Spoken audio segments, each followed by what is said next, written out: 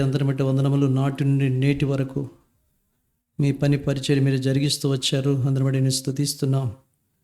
అట్లా ప్రభు, ఈ దినాన ఈ యొక్క యానివర్సరీ స్తుతి కూడికి ఏర్పాటు చేసుకోవడానికి మీరు ఇష్టపడుతూ వచ్చిన మీ ప్రేమకి వందనములు, స్తోత్రములు. చేసిన ఏర్పాట్లను బట్టి వందనములు, స్తోత్రములు. రాగలిగిన ప్రియమైన బిడ్డలైన వారిని బట్టి మేము స్తుతిస్తున్నాం. ఇంకనూ ఎవరు మీ ఏర్పాట్లు ఉన్నారో వారిని కూడా మీరు తీసుకొని రావాల్సిందిగా కోరుచున్నాను తండ్రి. తిరిగి చోట కలిసి పాడుకునే పాటల్లో మీరుండము, చక్కగా పాడటానికి చక్కటి స్వరాలను గ్రహించము. అట్లు ఇన్స్ట్రుమెంట్ వేసి బిడ్డలను దీవించము. అట్లు ప్రభు మరి వాక్య ధ్యానంలో కూడా మీరే సాయపడుతారండి తండ్రి. అనేకులకు మేలు ఆశీర్వాదకరంగా ఉన్నట్లుగా, రక్షణార్థంగా ఉన్నట్లుగా మీరే కృపదాయిచ్చేయం. అట్లా అన్ని విషయాలు మీ సహాయాన్ని కోరుకుంటూ సమయాన్ని మీ దయగల హస్తాలకు అప్పగించుకుంటూ తేటైన వాతావరణం ఇచ్చారు. అందుని బట్టి నేను స్తుతిస్తున్నాం. ఆయా స్థలం నుంచి రాగలిగిన దైవ సేవకులు బట్టి నేను స్తుతిస్తున్నాం.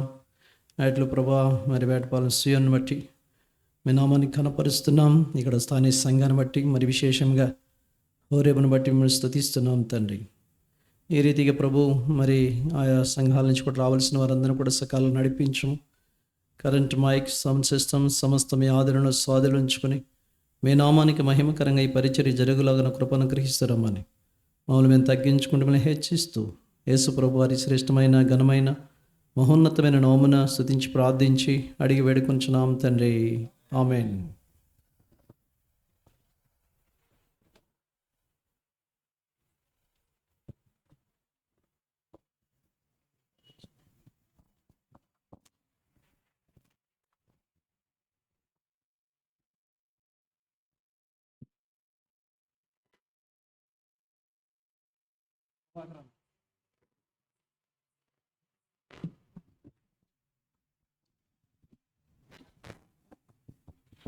ప్రసాద్ కదా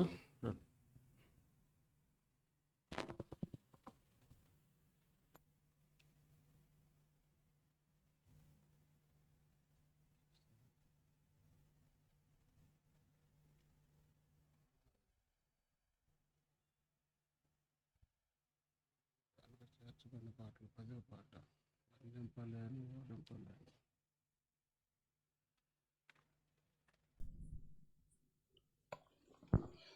పెద్ద పాటల పుస్తకంలో చేర్చబడిన పాటల్లో 10వ పాట వర్ణింపలేను వివరింపలేను అనే పాట పాడుకుందాం.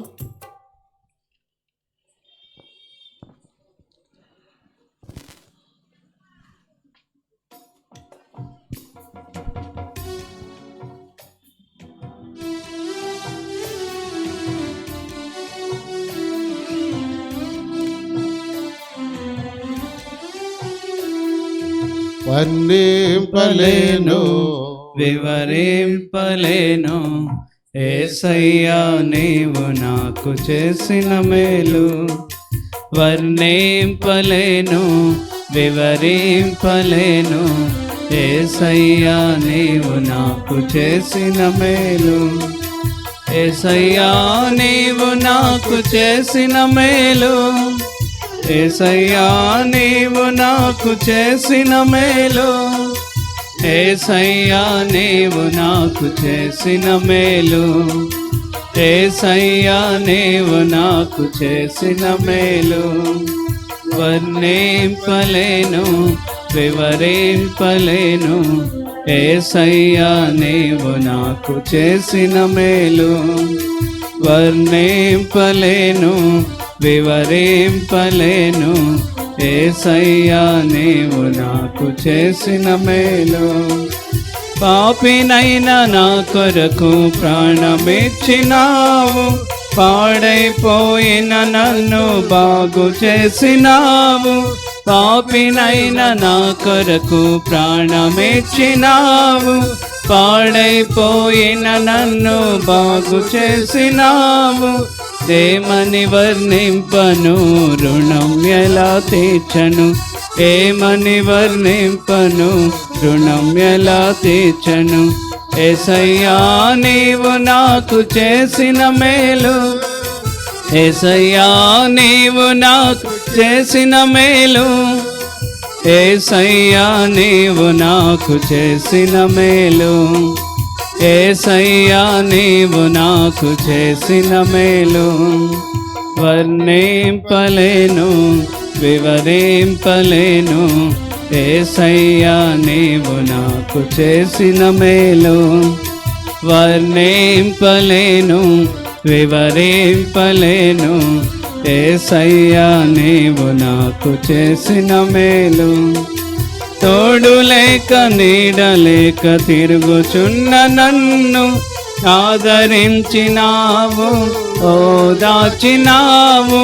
తోడు లేక నీడ లేక తిరుగుచున్న నన్ను ఆదరించినావు, ఓదార్చినావు. ఏమని వర్ణింపను రుణం ఎలా తీర్చను, ఏమని వర్ణింపను రుణం ఎలా తీర్చను. యేసయ్యా నీవు నాకు చేసిన మేలు, యేసయ్యా నీవు నాకు చేసిన మేలు, యేసయ్యా నీవు నాకు చేసిన మేలు, యేసయ్యా నీవు నాకు చేసిన మేలు. వర్ణింపలేను వివరింపలేను, యేసయ్యా నీవు నాకు చేసిన మేలు. వర్ణింపలేను వివరింపలేను, యేసయ్యా నీవు నాకు చేసిన మేలు. అంధకారమైన నాకు వెలుగునిచ్చినావు, ఆఖరి బొట్టు వరకు రక్తమిచ్చినావు. అంధకారమైన నాకు వెలుగునిచ్చినావు, ఆఖరి బొట్టు వరకు రక్తమిచ్చినావు. ఏమని వర్ణింపను రుణం ఎలా తీర్చు, ఏమని వర్ణింపను రుణం ఎలా తీర్చను. యేసయ్యా నీవు నాకు చేసిన మేలు, యేసయ్యా నీవు నాకు చేసిన మేలు, యేసయ్యా నీవు నాకు చేసిన మేలు, యేసయ్యా నీవు నాకు చేసిన మేలు. వర్ణింపలేను వివరింపలేను, యేసయ్యా నీవు నాకు చేసిన మేలు. వర్ణింపలేను వివరింపలేను, యేసయ్యా నీవు నాకు చేసిన మేలు. యేసయ్యా నీవు నాకు చేసిన మేలు, యేసయ్యా నీవు నాకు చేసిన మేలు, యేసయ్యా నీవు నాకు చేసిన మేలు, యేసయ్యా నీవు నాకు చేసిన మేలు. వర్ణింపలేను వివరింపలేను, యేసయ్యా నీవు నాకు చేసిన మేలు. వర్ణింపలేను వివరింపలేను, యేసయ్యా నీవు నాకు చేసిన మేలు.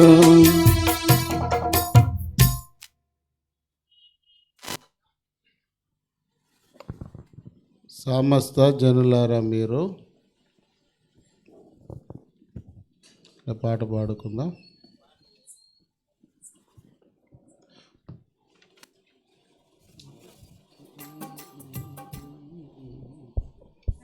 యెహోవాకు స్తుతి గీతము పాడి.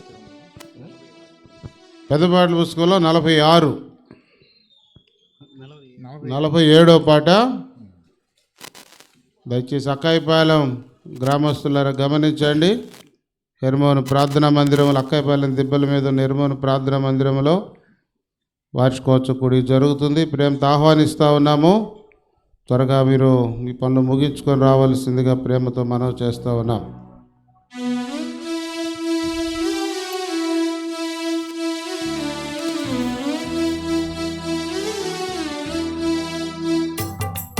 సమస్త జనులారా మీరు యెహోవాకు స్తుతి గీతము పాడి సంతోషముతో సన్నిధిలో ఉత్సాహించుడి జయమనుచు సంతోషముతో సన్నిధిలో ఉత్సాహించుడి జయమనుచు సమస్త జనులారా మీరు యెహోవాకు స్తుతి గీతము పాడి తానేయోనాచే మహాకార్యములం పాపిని రాక్షింపబలియాయె తానేయోనాచే మహాకార్యములం పాపిని రాక్షింపబలియాయె శత్రుని రాజ్యము కూలద్రోసెను స్మరించుడి మీరందరును శత్రుని రాజ్యము కూలద్రోసెను స్మరించుడి మీరందరును ఆయనను స్తుతించుడి సమస్త జనులారా మీరు యెహోవాకు స్తుతి గీతము పాడి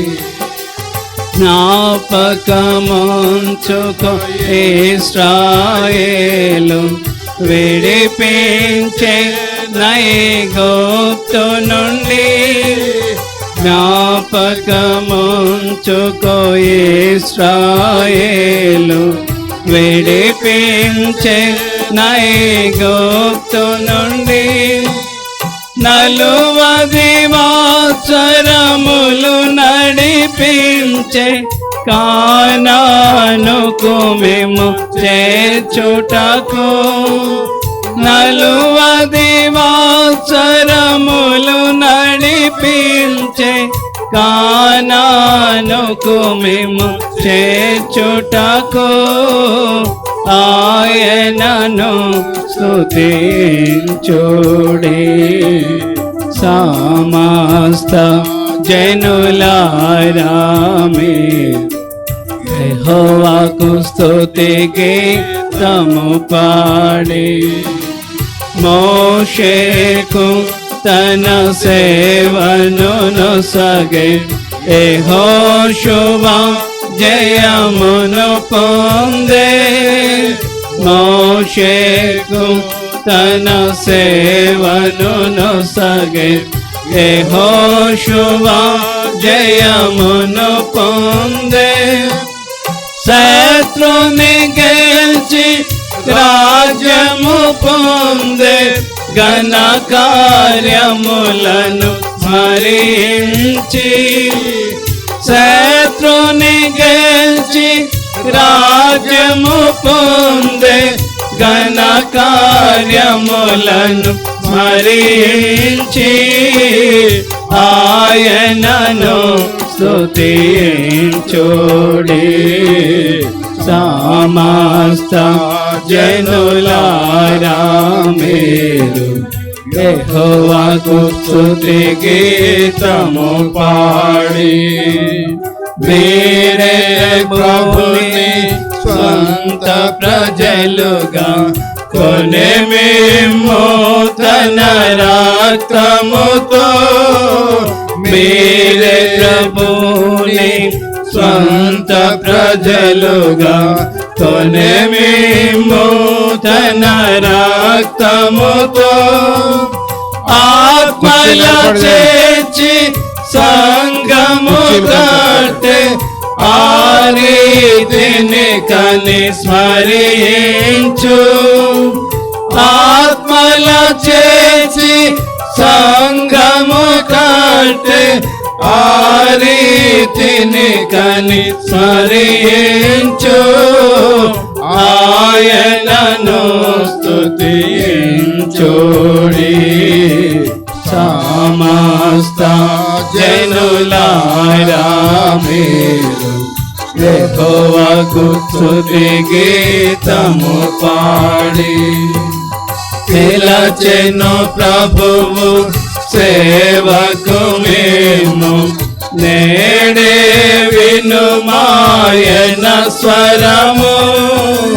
పిలచెను ప్రభువు సేవకు మేము, నేడే వినుమాయన స్వరము. అర్పించుడి మీ జీవితములను, సాగిలపడి ఆయన ఎదుట.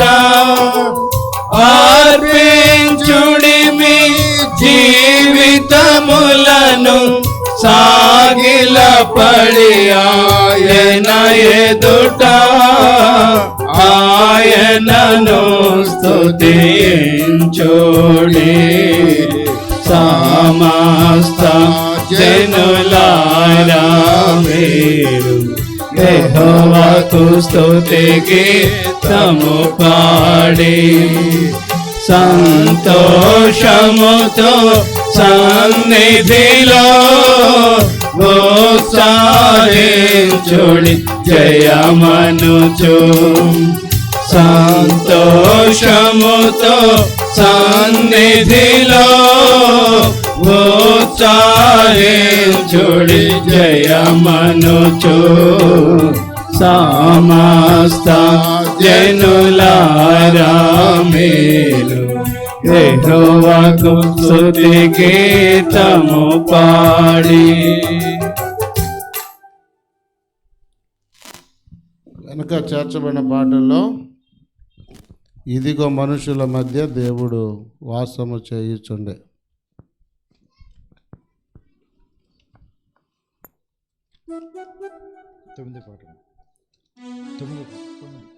వెనక చేర్చబడిన పాటల్లో 9వ పాట.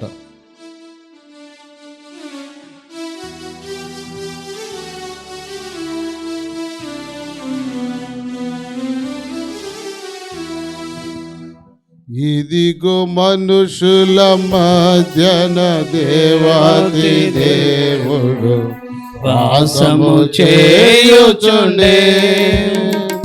ఇదిగో మనుషుల మధ్యన దేవాది దేవుడు వాసము చేయుచుండే.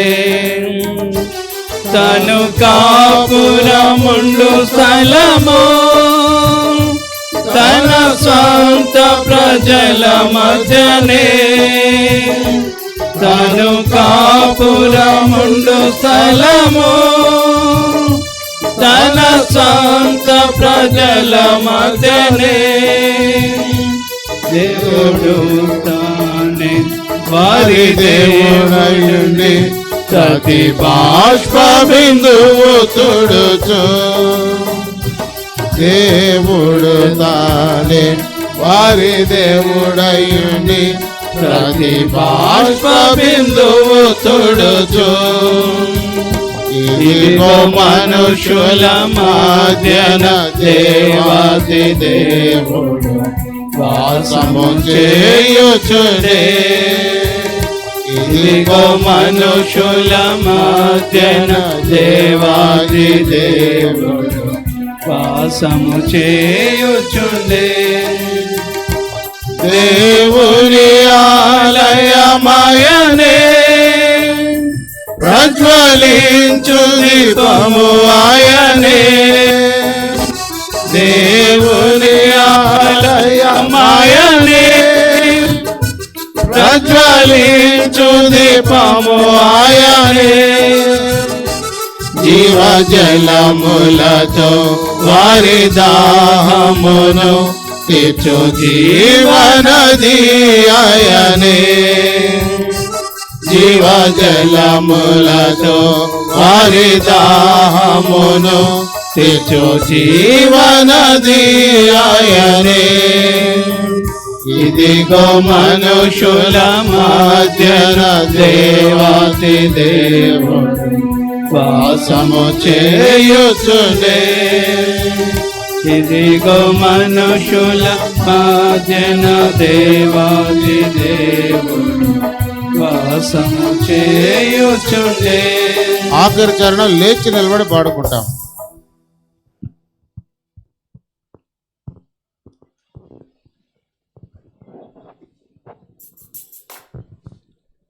రండి సిస్టర్స్, ముందుకు రండి, ఇటు దాకా రండి. దాకా వచ్చేసాడు, ముందుకు వచ్చేసా.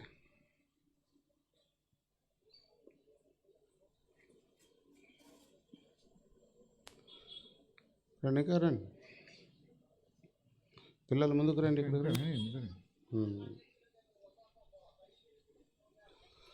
వెనక సిస్టర్స్కి బ్రదర్స్కి మధ్యలో దారి ఉంచారా?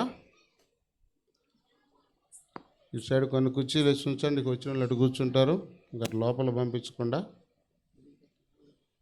మోజెస్ అక్కడ పక్కన అటు సైడ్ కూడా దారి ఉంచి కుర్చీలు వేసి ఉంచండి. వ్యాన్ మళ్ళీ వెళ్ళిందా?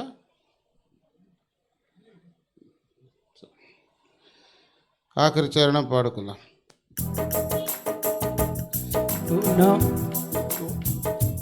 పూర్ణ మహిమతో నిండినది మహాపరిశుద్ధ స్థలమదియే, పూర్ణ మహిమతో నిండినది మహాపరిశుద్ధ స్థలమదియే. స్తుతులతో ఎల్లప్పుడు గుమ్మములలో మా పాదములు నిలిపెదము. స్తుతులతో ఎల్లప్పుడు గుమ్మములలో మా పాదములు నిలిపెదము. ఇదిగో మనుషుల మధ్యన దేవాది దేవుడు వాసము చేయుచునే. ఇదిగో మనుషుల మధ్యన దేవాది దేవుడు వాసము చేయుచునే. దయచేసి కూర్చోనండి, బైబిల్ పల్లవి పాడుకుంటాము.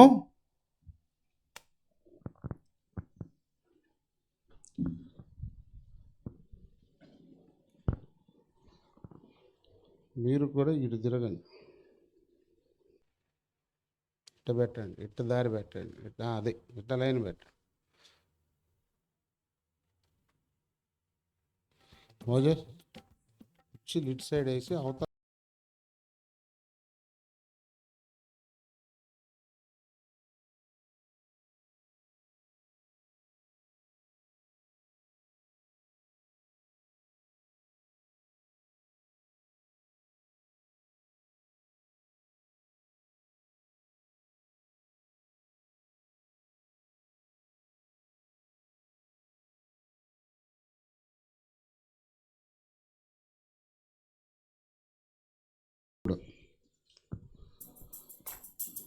మోజెస్ నాడు కూర్చొని ఇంకెవరు ఇటు సిస్టర్స్ వచ్చిన ఎవరు రానియద్దు, అందరు నట్టే కూర్చోబెట్టండి.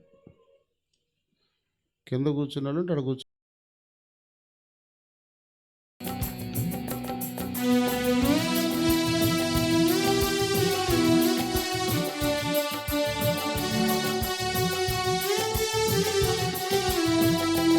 ఈ బైబిల్ తేనె గూడు, ఈ బైబిల్ రుచి మధురము, ఈ బైబిల్ తేనె గూడు, ఈ బైబిల్ రుచి మధురము. తేనె కంటే తీపి జుంటే తేనె దారాలు, బంగారం వెలిమి బంగారం.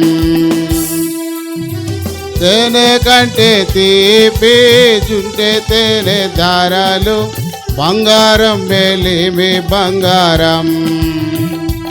ఈ బైబిల్ చదివి చూడు, ఈ బైబిల్ రుచి మధురము, ఈ బైబిల్ చదివి చూడు, ఈ బైబిల్ రుచి మధురము.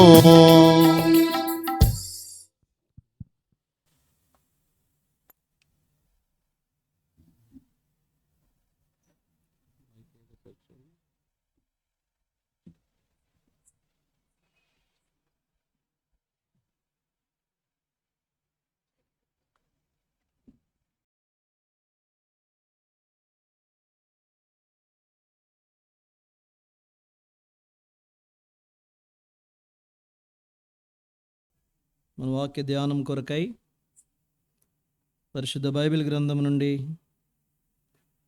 అపోస్తలుడైన పౌలు కొరింథీయులకు రాసిన మొదటి పత్రిక 3వ అధ్యాయం.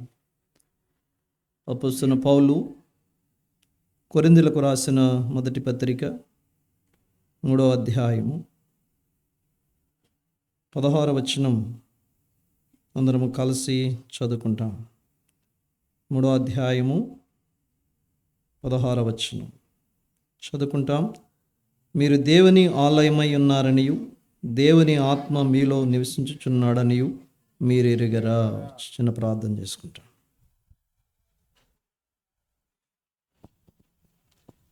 ప్రేమగల మా ప్రియపల్లవు తండ్రి, పరిశుద్ధమైన దేవా, జీవముగల యేసయ్య వందనములు స్తోత్రములు చెల్లించుకుంటున్నాం. సాయంత్ర సమయంలో ఈ రీతిగా కాయపాలెంలో హెర్మోన్లో ఈ రీతిగా మేము కలుసుకోవడానికి కూడుకోవడానికి ఇక్కడ చేసిన ఏర్పాట్లన్నింటి బట్టి మేము స్తుతిస్తున్నాం. 26 సంవత్సరాలు కాపాడి భద్రపరిచి 27వ సంవత్సరంలో ప్రవేశపెట్టిన ఈ సందర్భాన్ని పురస్కరించుకొని ప్రత్యేక కూడికలు ఉండడానికి చేసిన సిద్ధపాటు ఏర్పాటును బట్టి నేను స్తుతిస్తున్నాం. పాటల ద్వారా మీరు మహిమ పొందారు.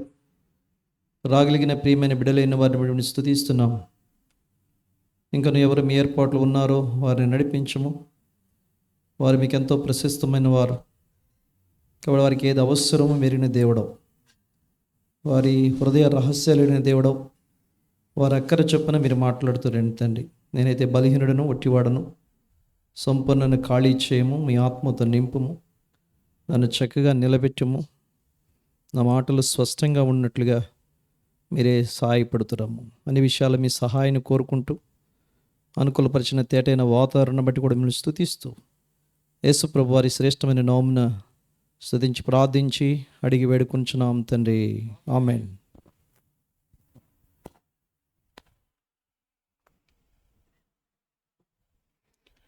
మనం చదువుకున్నటువంటి కొరింథీయులకు రాసిన మొదటి పత్రిక 3వ అధ్యాయము 16వ వచనం. మీరు దేవుని ఆలయమై ఉన్నారని దేవుని ఆత్మ మీలో నివసించుచున్నాడని మీరు ఎరుగరా. కాబట్టి మనము దేవుని ఆలయం కాబట్టి మనమేమో ఈ ఆలయంలో ఉంటున్నాం. దేవుడేమో ఎక్కడ ఉంటున్నాడు? మనలో ఉంటున్నాడు. అంటే ఆయన ఆలయం ఏది అంటే ఏం చెప్పకూడదు, హెర్మోను అని చెప్పకూడదు, కాబట్టి హోరేబు అని చెప్పకూడదు, బెరాక్ అని చెప్పకూడదు. ఆయన ఆలయం ఎవరు? మనమే. కాబట్టి ఆయన ఆలయం మనమే. ఆయన ఆలయంగా చేసుకోవడానికి ఒకప్పుడు మనము ఆయన ఆలయం కాదు, ఒకప్పుడు లోక సంబంధమైన వాటితో మనము నిండిపోయిన వారు ఉంటున్నాం.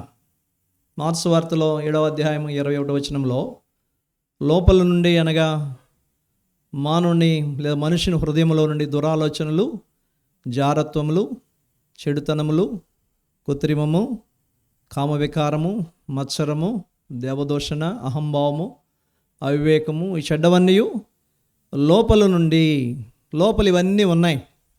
కాబట్టి ఇలాంటి వాటన్నిటి నుంచి దేవుడు మనల్ని ఏం చేస్తూ వచ్చాడంటే మరి శుద్ధి చేయడానికి ఇష్టపడుతూ వచ్చాడు.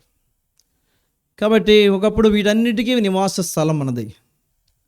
ఇలాంటి స్థితిలో ఉన్నటువంటి మనలను రక్షించడానికి దేవాతి దేవుడు ఇష్టపడి కుమారుడైన యేసుక్రీస్తు వారిని ఈ లోకానికి అనుగ్రహిస్తూ వచ్చారు.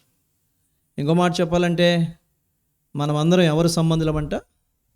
గలతీ పత్రిక 1:4 ప్రకారము దుష్టుని సంబంధులం. ఇంకా యోహాను రాసిన మొదటి పత్రిక 5వ అధ్యాయము 18వ వచనంలో ఈ లోకమంతా కూడా దుష్టుని యందు పడి ఉన్నది, దుష్టుని యందు ఉన్నది. కాబట్టి మనం ఎవరమంట? ఒకప్పుడు దుష్టుని సంబంధులం. ఎందుకని? మన లోపల అలాంటి చెడ్డవన్నీ కూడా లోపల ఉన్న కారణాన మనము దుష్టుని సంబంధులుగా కనబడుతూ వచ్చాం. ఇలాంటి స్థితి నుంచి దేవుడు మనం రక్షించడానికి ఏం చేస్తూ వచ్చాడంటే ఇష్టపడుతూ వచ్చిన వాడు కనబడుతున్నాడు. అదే గలతీ 1:4 చదవండి ఎవరైనా. అపోస్తలుడైన పౌలు గలతీలకు రాసిన పత్రిక 1వ అధ్యాయము 4వ వచనం. మన తండ్రైన దేవుని చిత్త ప్రకారము క్రీస్తు మనలను ప్రస్తుతపు దుష్ట కాలములో నుండి విమోచింపవలనని మన పాపముల నిమిత్తము తన్ను తాను అప్పగించుకొనెను. కాబట్టే ఈ దుష్ట యుగము నుండి అని రాయబడుతూ వచ్చింది, కానీ దుష్టుని నుండి మనల్ని రక్షించిన నిమిత్తమై దేవుడు ఏం చేస్తూ వచ్చాడంటే, కాబట్టి యేసుక్రీస్తు వారు తన్ను తాను ఏం చేస్తూ వచ్చాడంట, అప్పగించుకున్నవాడు కనపడుతున్నాడు. ఎవరికి అప్పగించుకున్నాడు? పాపాత్ములైన మనుషుల చేతికి ఆయన అప్పగించబడి సిలువ వేయబడుతూ వచ్చిన వాడు కనపడుతున్నాడు. వాళ్ళు అలా చేయకపోతే మనం దేవుని ఆలయముగా చేయబడం, దుష్టుని సంబంధులమే, వాని నివాస స్థలం ఏదంటే మనమే. యోహాను సువార్త 8:44 మరొక మాట రాయబడుతూ వచ్చింది. యోహాను సువార్త 8వ అధ్యాయం 44 వచనం, మీరు మీ తండ్రి అపవాది సంబంధులు, మీ తండ్రి దురాశలు నెరవేర్చుకోరుచున్నారు. ఆది నుండి వాడు నరహంతకుడైండి సత్యమందు నిలిచినవాడు కాడు, వాని యందు సత్యమే లేదు. వాడు అబద్ధమాడినప్పుడు తన స్వభావం అనుసరించి మాట్లాడును, వాడు అబద్ధికుడును అబద్ధమునకు జనకుడునై అన్నాడు. వాని సంబంధుల మనం. ఇలాంటి స్థితి నుంచి విడిపించడానికి ప్రభు ఇష్టపడుతూ వచ్చిన వాడు ఉంటున్నాడు. ఎవరు కూడా మనం విడిపించలేరు. ఎందుకనంటే వాడు మనకంటే మించిన బలము గలవాడు. 34 కీర్తన 10వ చరణంలో మించిన బలము గలవాడు వాడు. అందుకనే అలాంటి వాని చేతుల నుంచి విడిపించాలంటే ఈ లోకంలో ఏ మనుష్యుడు కూడా వల్ల కూడా కానే కాదు. అందుకనే దేవాతి దేవుడు కుమారుడైన యేసుక్రీస్తు వారిని లోకానికి అనుగ్రహిస్తూ వచ్చాడు. ఆ కుమారుడైన యేసుక్రీస్తు వారు ఆ యొక్క మించిన బలము గలవాని చేతిలో ఉండి మనల్ని ఏం చేశాడు?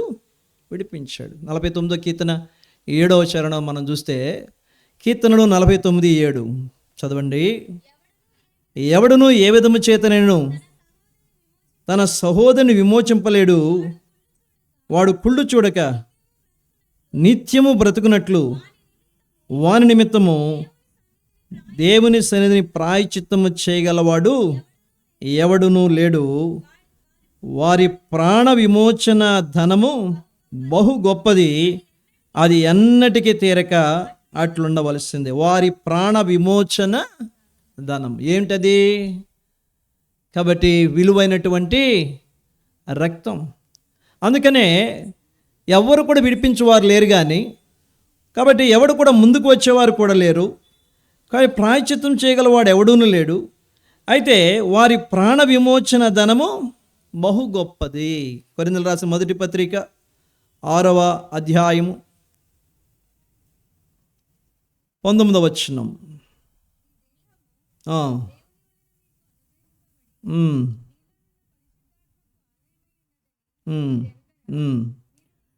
మీరు మీ సొత్తుకారు, విలువ పెట్టి కొనబడిన వారు. కాబట్టి మనల్ని ఏం చేశాడంటే దేవుడు విలువ పెట్టి కొన్నాడు.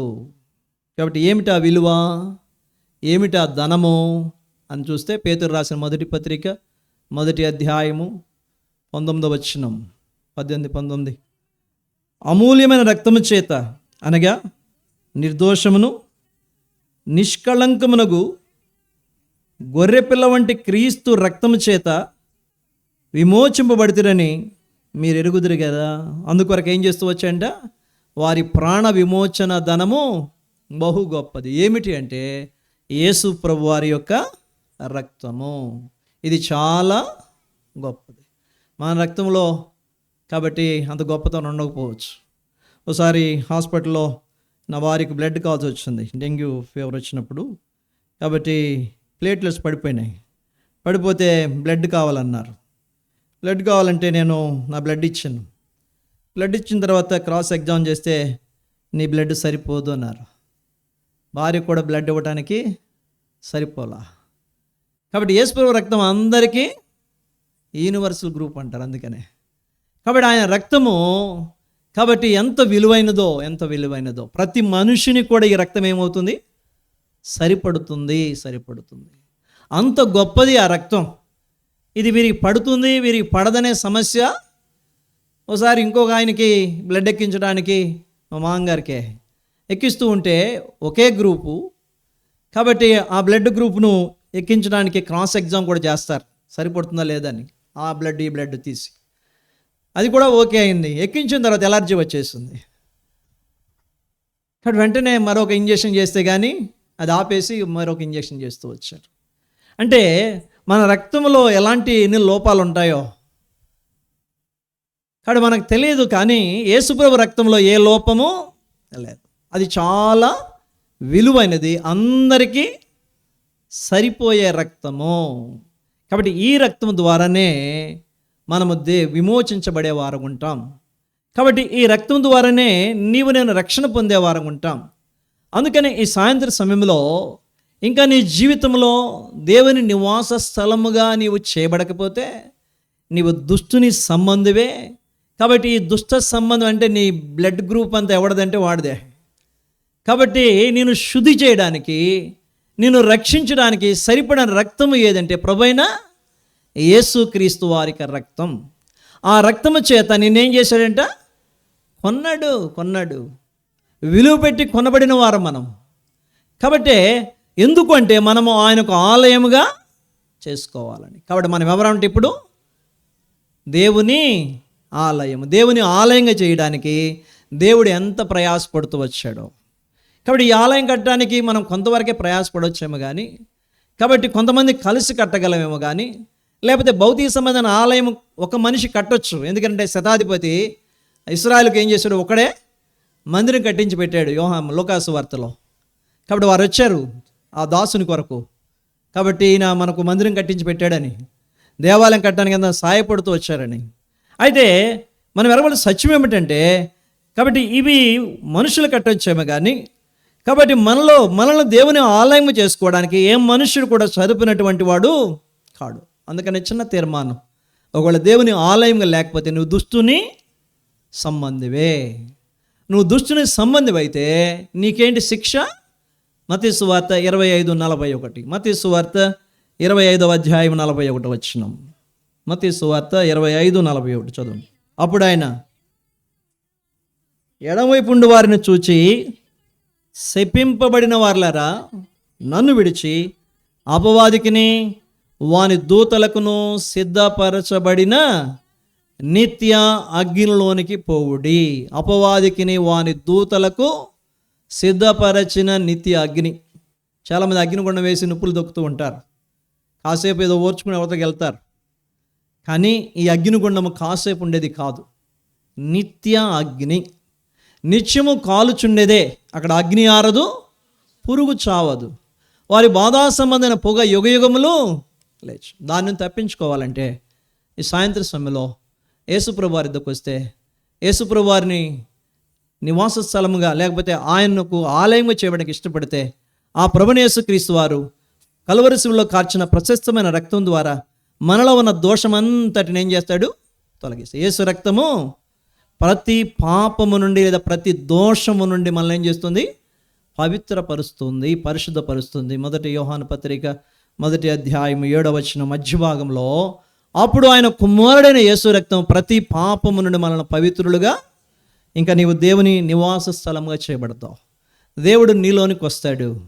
కాబట్టి ఆయన మనల్ని నివాస స్థలంగా చేసుకోవడానికి యేసుక్రీస్తు వారు చేసిన కార్యం ఎంత గొప్పదో. ఎవరన్నా నీ కొరకు ఏమైనా చేశారు ఇలాంటి కార్యం? కాబట్టి కొన్నిసార్లు అవి ఉపయోగపడిన పరిస్థితులు. కాబట్టి ప్రభువైన యేసుక్రీస్తు వారు ఆ నిత్య అగ్ని నుంచి తప్పించడానికి, కాబట్టి యేసుక్రీస్తు వారు చేసిన ఆ సిలువ కార్యాన్ని ఒక్కసారి జ్ఞాపకం చేసుకో. ఆ ప్రభువైన యేసుక్రీస్తునందు విశ్వాసం ఉంచు. నీ పాపాలు ప్రభు సన్నిధిలో ఒప్పుకో. ప్రభువైన యేసుక్రీస్తు వారు నిన్ను తన ఆలయముగా, తన నివాస స్థలముగా చేసుకోవడానికి ఇష్టపడుతున్నాడు. ఆయన ఎక్కడ ఉండాలనుకున్నాడంటే మనలో ఉండాలని ఇష్టపడుతున్నాడు. అందుకని యోహాను రాసిన మొదటి పత్రిక 1వ అధ్యాయం 9వ వచనంలో ఈ మాట రాయబడుతూ వచ్చింది, మన పాపములను మనము ఒప్పుకొని ఎడల ప్రభువైన యేసుక్రీస్తు వారు నమ్మదగినవాడు, నీతిమంతుడు గనుక ఆ ప్రభువైన యేసుక్రీస్తు వారు మన పాపములు క్షమించి సమస్త దుర్నీతి నుండి మనలను పవిత్రులుగా. కాబట్టి మన పాపములను మనం ఏం చేయాలంట? ఒప్పుకోవాలి. కాబట్టి చాలామంది అంటారు, నువ్వు రక్షణ పొందాలా అంటే మరి ఏం చేయాలంటే పాపాలు ఒప్పుకుంటే, నేనేం పాపం చేశాను? ఎప్పుడో ఒక ఆయన అడిగా నేను, అక్కడ మారు మనసు పొందంటే ఆయన అన్నాడు, మంచం నుంచి దిగలేకపోతున్నానయ్యా, నా కాళ్ళే నా వెంట రావట్లేదు, నేనేం పాపం చేస్తాను? నేను ఇంకా ఒప్పుకునేది ఏంటి అసలు? నేను ఒప్పుకునేది ఏంటి అంటే అప్పుడు చెప్పాం. కాబట్టి ఏ భేదం లేదు, అందరూ పాపం చేసిన వారే. కీర్తన 51లో, కాబట్టి నేను పాపంలో పుట్టినవాడను, పాపములో నా తల్లి నన్ను గర్భమున ధరించను. అయ్యా ఎప్పుడో చేసామనుకో, అయ్యా ఇప్పుడు కాదుగా అంటాడు ఆయన. ఒప్పుకోవటానికి ఇష్టపడట్లా. కాబట్టి పాపాలు ఒప్పుకుంటే పరలోకం వెళ్తావు, చచ్చిపోయే స్థితికి వచ్చేసాడు అంటే తింటున్నాడు బాగానే ఉంటుంది కానీ నడవలేడు. కాబట్టి అలాంటి పరిస్థితులు కూడా ఒప్పుకోవడానికి ఏం చేయట్లేదు, ఇష్టపడట్లా. ఒకళ్ళు ఇష్టపడకపోతే నిత్య అగ్నిలోనికి వెళ్ళవలసిందే. ఎవరు కూడా నిన్ను తప్పించలేరు. ధనవంతుడు యాతన పడుతూ కేకలు వేస్తూ వచ్చాడు. కాబట్టి అగ్నిగుండంలో తప్పించమని, అదే సమయంలో కుదరకపోతే లాజను పంపించి నా నాలుకను చల్లార్చమని. కాబట్టి ఏం చెప్పాడు అబ్రహాము 16వ అధ్యాయం లూకాసు వార్తలో? అక్కడ నుంచి ఇక్కడకు, ఇక్కడ నుండి అక్కడికి దాటి రాజాలకున్నట్లు మీకును మాకును మధ్య మహా అగాధం ఉంచబడి. సాధ్యం కాదు. ఎప్పుడు సాధ్యమంటే ఈ లోకంలో ఉండగానే, ప్రాణముతో ఉండగానే అది సాధ్యం. అందుకనే ఇంకా ఎప్పుడు చనిపోతావో తెలియదు. మధ్యాహ్నం చెప్పారు కాబట్టి యుద్ధం ప్రారంభమవుతుందని. ఏం జరుగుతుందో తెలియదు. నేను చెప్తాను, అమెరికాలో బాంబు వేస్తానంటే ఇండియాలో పడుతుందంట. అమెరికాలో షూట్ చేస్తే ఎక్కడికి వస్తుందంట? సరాసరి ఇండియాలోకి వస్తుందంట. అది ఇండియాలో పేలుతుందంట వచ్చి. అంటే ఎట్లా ఉండదు ఇండియా పరిస్థితి చూడండి. యుద్ధం వస్తే అమెరికా వెళ్ళాలి ఖచ్చితంగా. కాబట్టి ఎందుకంటే ముందు సపోర్ట్ చేసేది ఏమిటంటే ఇజ్రాయెల్కి అమెరికానే. కాబట్టి ఒకవేళ అమెరికాలో వాడు యుద్ధం ప్రకటిస్తే, బాంబులు వేస్తే ఎక్కడ పడతాయి? వచ్చి ఇండియా మీద పడతాయి. కాబట్టి ఎరవల సత్యం ఏమిటంటే అంత లైన్లో ఉన్నాం, కరెక్ట్గా షూట్ చేస్తే కరెక్ట్గా వచ్చి తాకేది మనల్నే.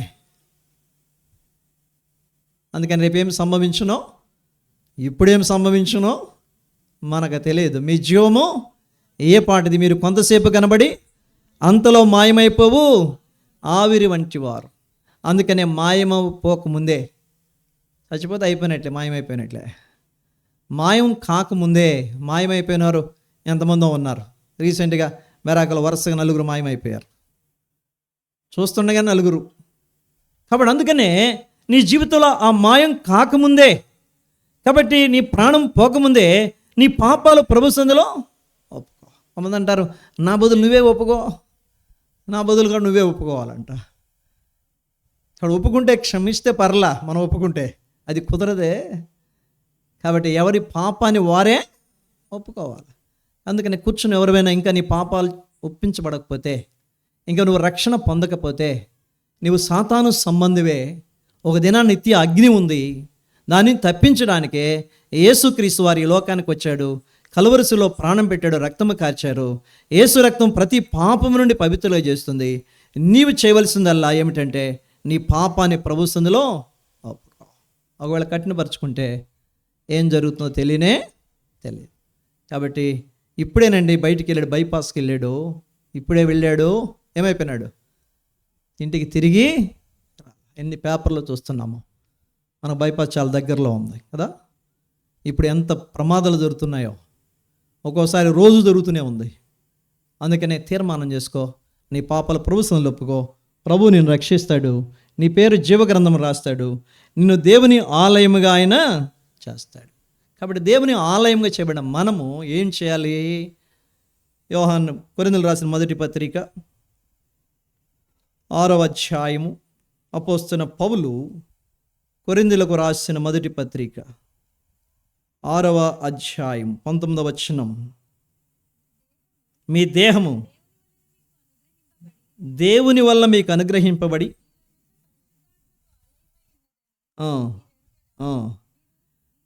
మీరు మీ సొత్తు కారు. 20వ వచనం. విలువ పెట్టి కొనబడిన వారు గనుక మీ దేహముతో దేవుని మహిమ.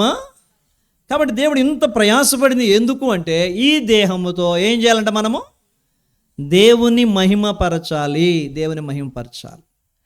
కాబట్టి ఈ దేహాన్ని దేవుడిచ్చింది ఎందుకంటే ఆయన మహిమపరచడానికే. ఆయన అంతగా ప్రయాసపడింది ఆయన మహిమపరచాలని, ఆయన ఘనపరచాలని ఆయన ఇష్టపడుతూ వచ్చిన వాడు కనపడుతున్నాడు. పైన రాయబడుతూ వచ్చింది. కాబట్టి 13వ వచనంలో, 6వ అధ్యాయం 13వ వచనము, భోజన పదార్థములు కడుపునకును కడుపు భోజన పదార్థములకు నియమింపబడి ఉన్నవి. దేవుడు దానిని వాటిని నాశనము చేయను. దేహము జారత్వము నిమిత్తము కాదు కానీ ప్రభువు నిమిత్తమే. ప్రభువు దేహము నిమిత్తమే. దేవుడు ప్రభువును లేపెను, మనల్ని కూడా తన శక్తి వలన. కాబట్టి ఈ దేహము దేని కొరకంట? ప్రభువు కొరకే. దేవుడు ప్రభువును లేపాడు, మనల్ని కూడా ఏం చేస్తాడు? లేపుతాడు. ఎప్పుడు? ఆయన మహిమ నిమిత్తమై నీవు నేను జీవించినప్పుడు. ఈ దేహముతో ఏం చేయాలంటే దేవుణ్ణి మహిమపరచాలి. కాబట్టి చాలాసార్లు ఈ దేహముతో రక్షణ పొందిన దేహాలు, లేదా విలువ పెట్టి కొనబడిన దేహాలు, దేవుని ఆలయముగా చేయబడిన ఈ దేహాల్లో దేవునికి ఏమి రావాలి? మహిమ రావాలి. కొన్నిసార్లు మహిమ ఏమైపోతుంది? వెడలిపోతూ ఉంది. సమూయేలు మొదటి గ్రంథం 4వ అధ్యాయం. సమూయేలు మొదటి గ్రంథము 4వ అధ్యాయము 22వ వచనం. దేవుని మందసము పట్టబడిపోయినందున ప్రభావము ఇశ్రాయేలు నుండి చెరపట్టబడిపోయినని ఆమె చెప్పిన. ప్రభావం ఏమైపోయిందంట? ఎందుకు? ఏలీ కుమారులు దేవుని ఏం చేయలేదు? దేవుని మహిమపరచల.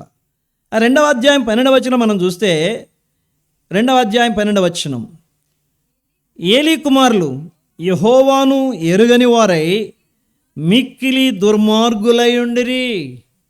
ఏలీ కుమారులు దేవుని ఎరుగనట్లుగా ప్రవర్తిస్తున్నారు. తెలుసు అన్ని వారికి, కానీ యెహోవాను ఎరుగని వారై మిక్కిలి దుర్మార్గం ప్రవర్తిస్తూ వచ్చారు. మనందరూ తెలిసి ఏం చేస్తూ వచ్చారో, ఆ యొక్క దేవునికి అర్పించవలసిన వాటిని వారు ఏం చేస్తూ వచ్చారంట? అర్పించకుండా అడ్డుపడుతూ వచ్చిన వాడు కనపడుతున్నారు. 15వ వచనంలో, ఇదియుగాక వారు క్రొవ్వును దహింపక మునుపు యాజకుని పనివాడు వచ్చి బలి పశువును వధించువానితో యాజకునికి వండించుటకై మాంసమిమ్ము, ఉడకబెట్టిన మాంసము అతడుని ఏదో తీసుకొనడు, పచ్చి మాంసమే కావాలని చెప్పుచూ వచ్చను. ఈ క్షణమందే వారు క్రొవ్వును దహింతుడు, తరువాత నీ మనస్సు వచ్చినంత మట్టుకు తీసుకుని వచ్చునని వారితో ఆ మనిషి చెప్పిన ఎడల వాడు అలాగవద్దు, ఇప్పుడే ఇవలను లేని ఎడల బలవంతం చేత తీసుకొందునను. అందువలన జనులు యెహోవాకు నైవేద్యము చేటియందు అసహ్యపడుటకు ఆ యవనులు కారణమైరి గనుక వారి పాపము యెహోవా సన్నిధిని బహు గొప్పదాయను. దేవునికి మహిమను తీసుకొని రావాల్సిన వీరు దేవుని మహిమను వారు ఏం చేశారు? దొంగిలించిన వారు కనపడుతున్నారు. మీరు విలువ పెట్టి కొనబడిన వారు. ఈ దేహము ప్రభు నిమిత్తమే. కాబట్టి ఈ దేహముతో దేవుని ఏం చేయాలంటే మనము మహిమపరచాలి. వీరు మహిమపరచల. అంతకు క్రింద చూస్తే కొన్ని మాటలు రాయబడుతూ వచ్చాయి. కాబట్టి వారు ఇంకా చేసిన చెడ్డ కార్యాలు చూస్తే, గుడారపు ద్వారము దగ్గరకు సేవ చేయటకు వచ్చిన స్త్రీలతో శయనించారంట 22వ వచనంలో. కాబట్టి ఇలాంటి చెడు కార్యం వారు చేస్తూ వచ్చిన కారణాన ప్రభావము ఇశ్రాయేలు నుండి ఏమైపోయిందంట? వెడలిపోయాను. నీలో నుంచి నాలో నుంచి ప్రభావం వెడలిపోకుండా ఉండాలని ప్రభు కోరుతున్నాడు. ప్రభుకు నీ ద్వారా నా ద్వారా ఏమి రావాలా? మహిమ రావాలా. కాబట్టి ఈ మహిమను తీసుకుని వచ్చిన నిమిత్తమై, కాబట్టి నీవు నేను మరి జీవించే వారంగా ఉండేవారంగా ఉండాలి. అలా కాని పక్షంలో మరి ఆ మహిమ వెళ్ళిపోతుంది. కాబట్టి మన జీవితాలు ఎంత నష్టమో, ఆ యుద్ధంలో వారిద్దరు ఏమైపోయినారు? హతులైపోయిన వారు కనపడుతుంది. మందసమున్న వారు చనిపోయారు. కారణం ఏంటి? కాబట్టి వారిలోంచి మహిమ వెళ్ళిపోయింది. అదే సమయంలో వారు చేసినటువంటి ఆ చెడు కార్యము వారి దేహములతో దేవుని ఏం చేయలేదంట? మహిమపరచల. కీర్తన 29:9లో ఆయన ఆలయములో ఉన్నవన్నీ ఆయనకే ఏమనుచున్నాయంట? ప్రభావం అనుచున్నవి. కాబట్టి ఆయన ప్రజల మన జీవితాలు మన ద్వారా ఆయనకు మహిమ రావాలి. ఆ మహిమను ఎవ్వరికి ఆయన ఇచ్చేవాడు కాడు.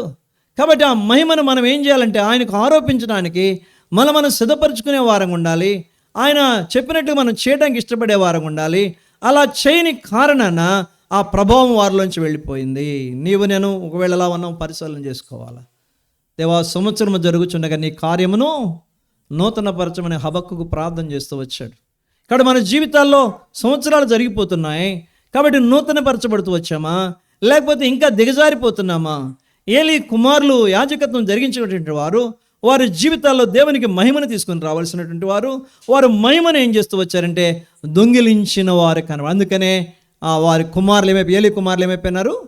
యుద్ధములో చనిపోయిన వారు ఉంటున్నారు. అపోస్తుల కార్యం 12వ అధ్యాయం, అపోస్తుల కార్యములు 12వ అధ్యాయం మరొక మాటకు వెళ్ళినట్లయితే అపోస్తుల కార్యం 12వ అధ్యాయం 21వ వచనం నుండి, నియమింపబడిన దినమందు హేరోదు రాజవస్త్రము ధరించుకొని న్యాయపీఠ మీద కూర్చుండి వారితో ఉపన్యాసం చేయగా జనులు ఇది దైవ స్వరమే గాని మానవ స్వరము కాదని కేకలు వేసిరి.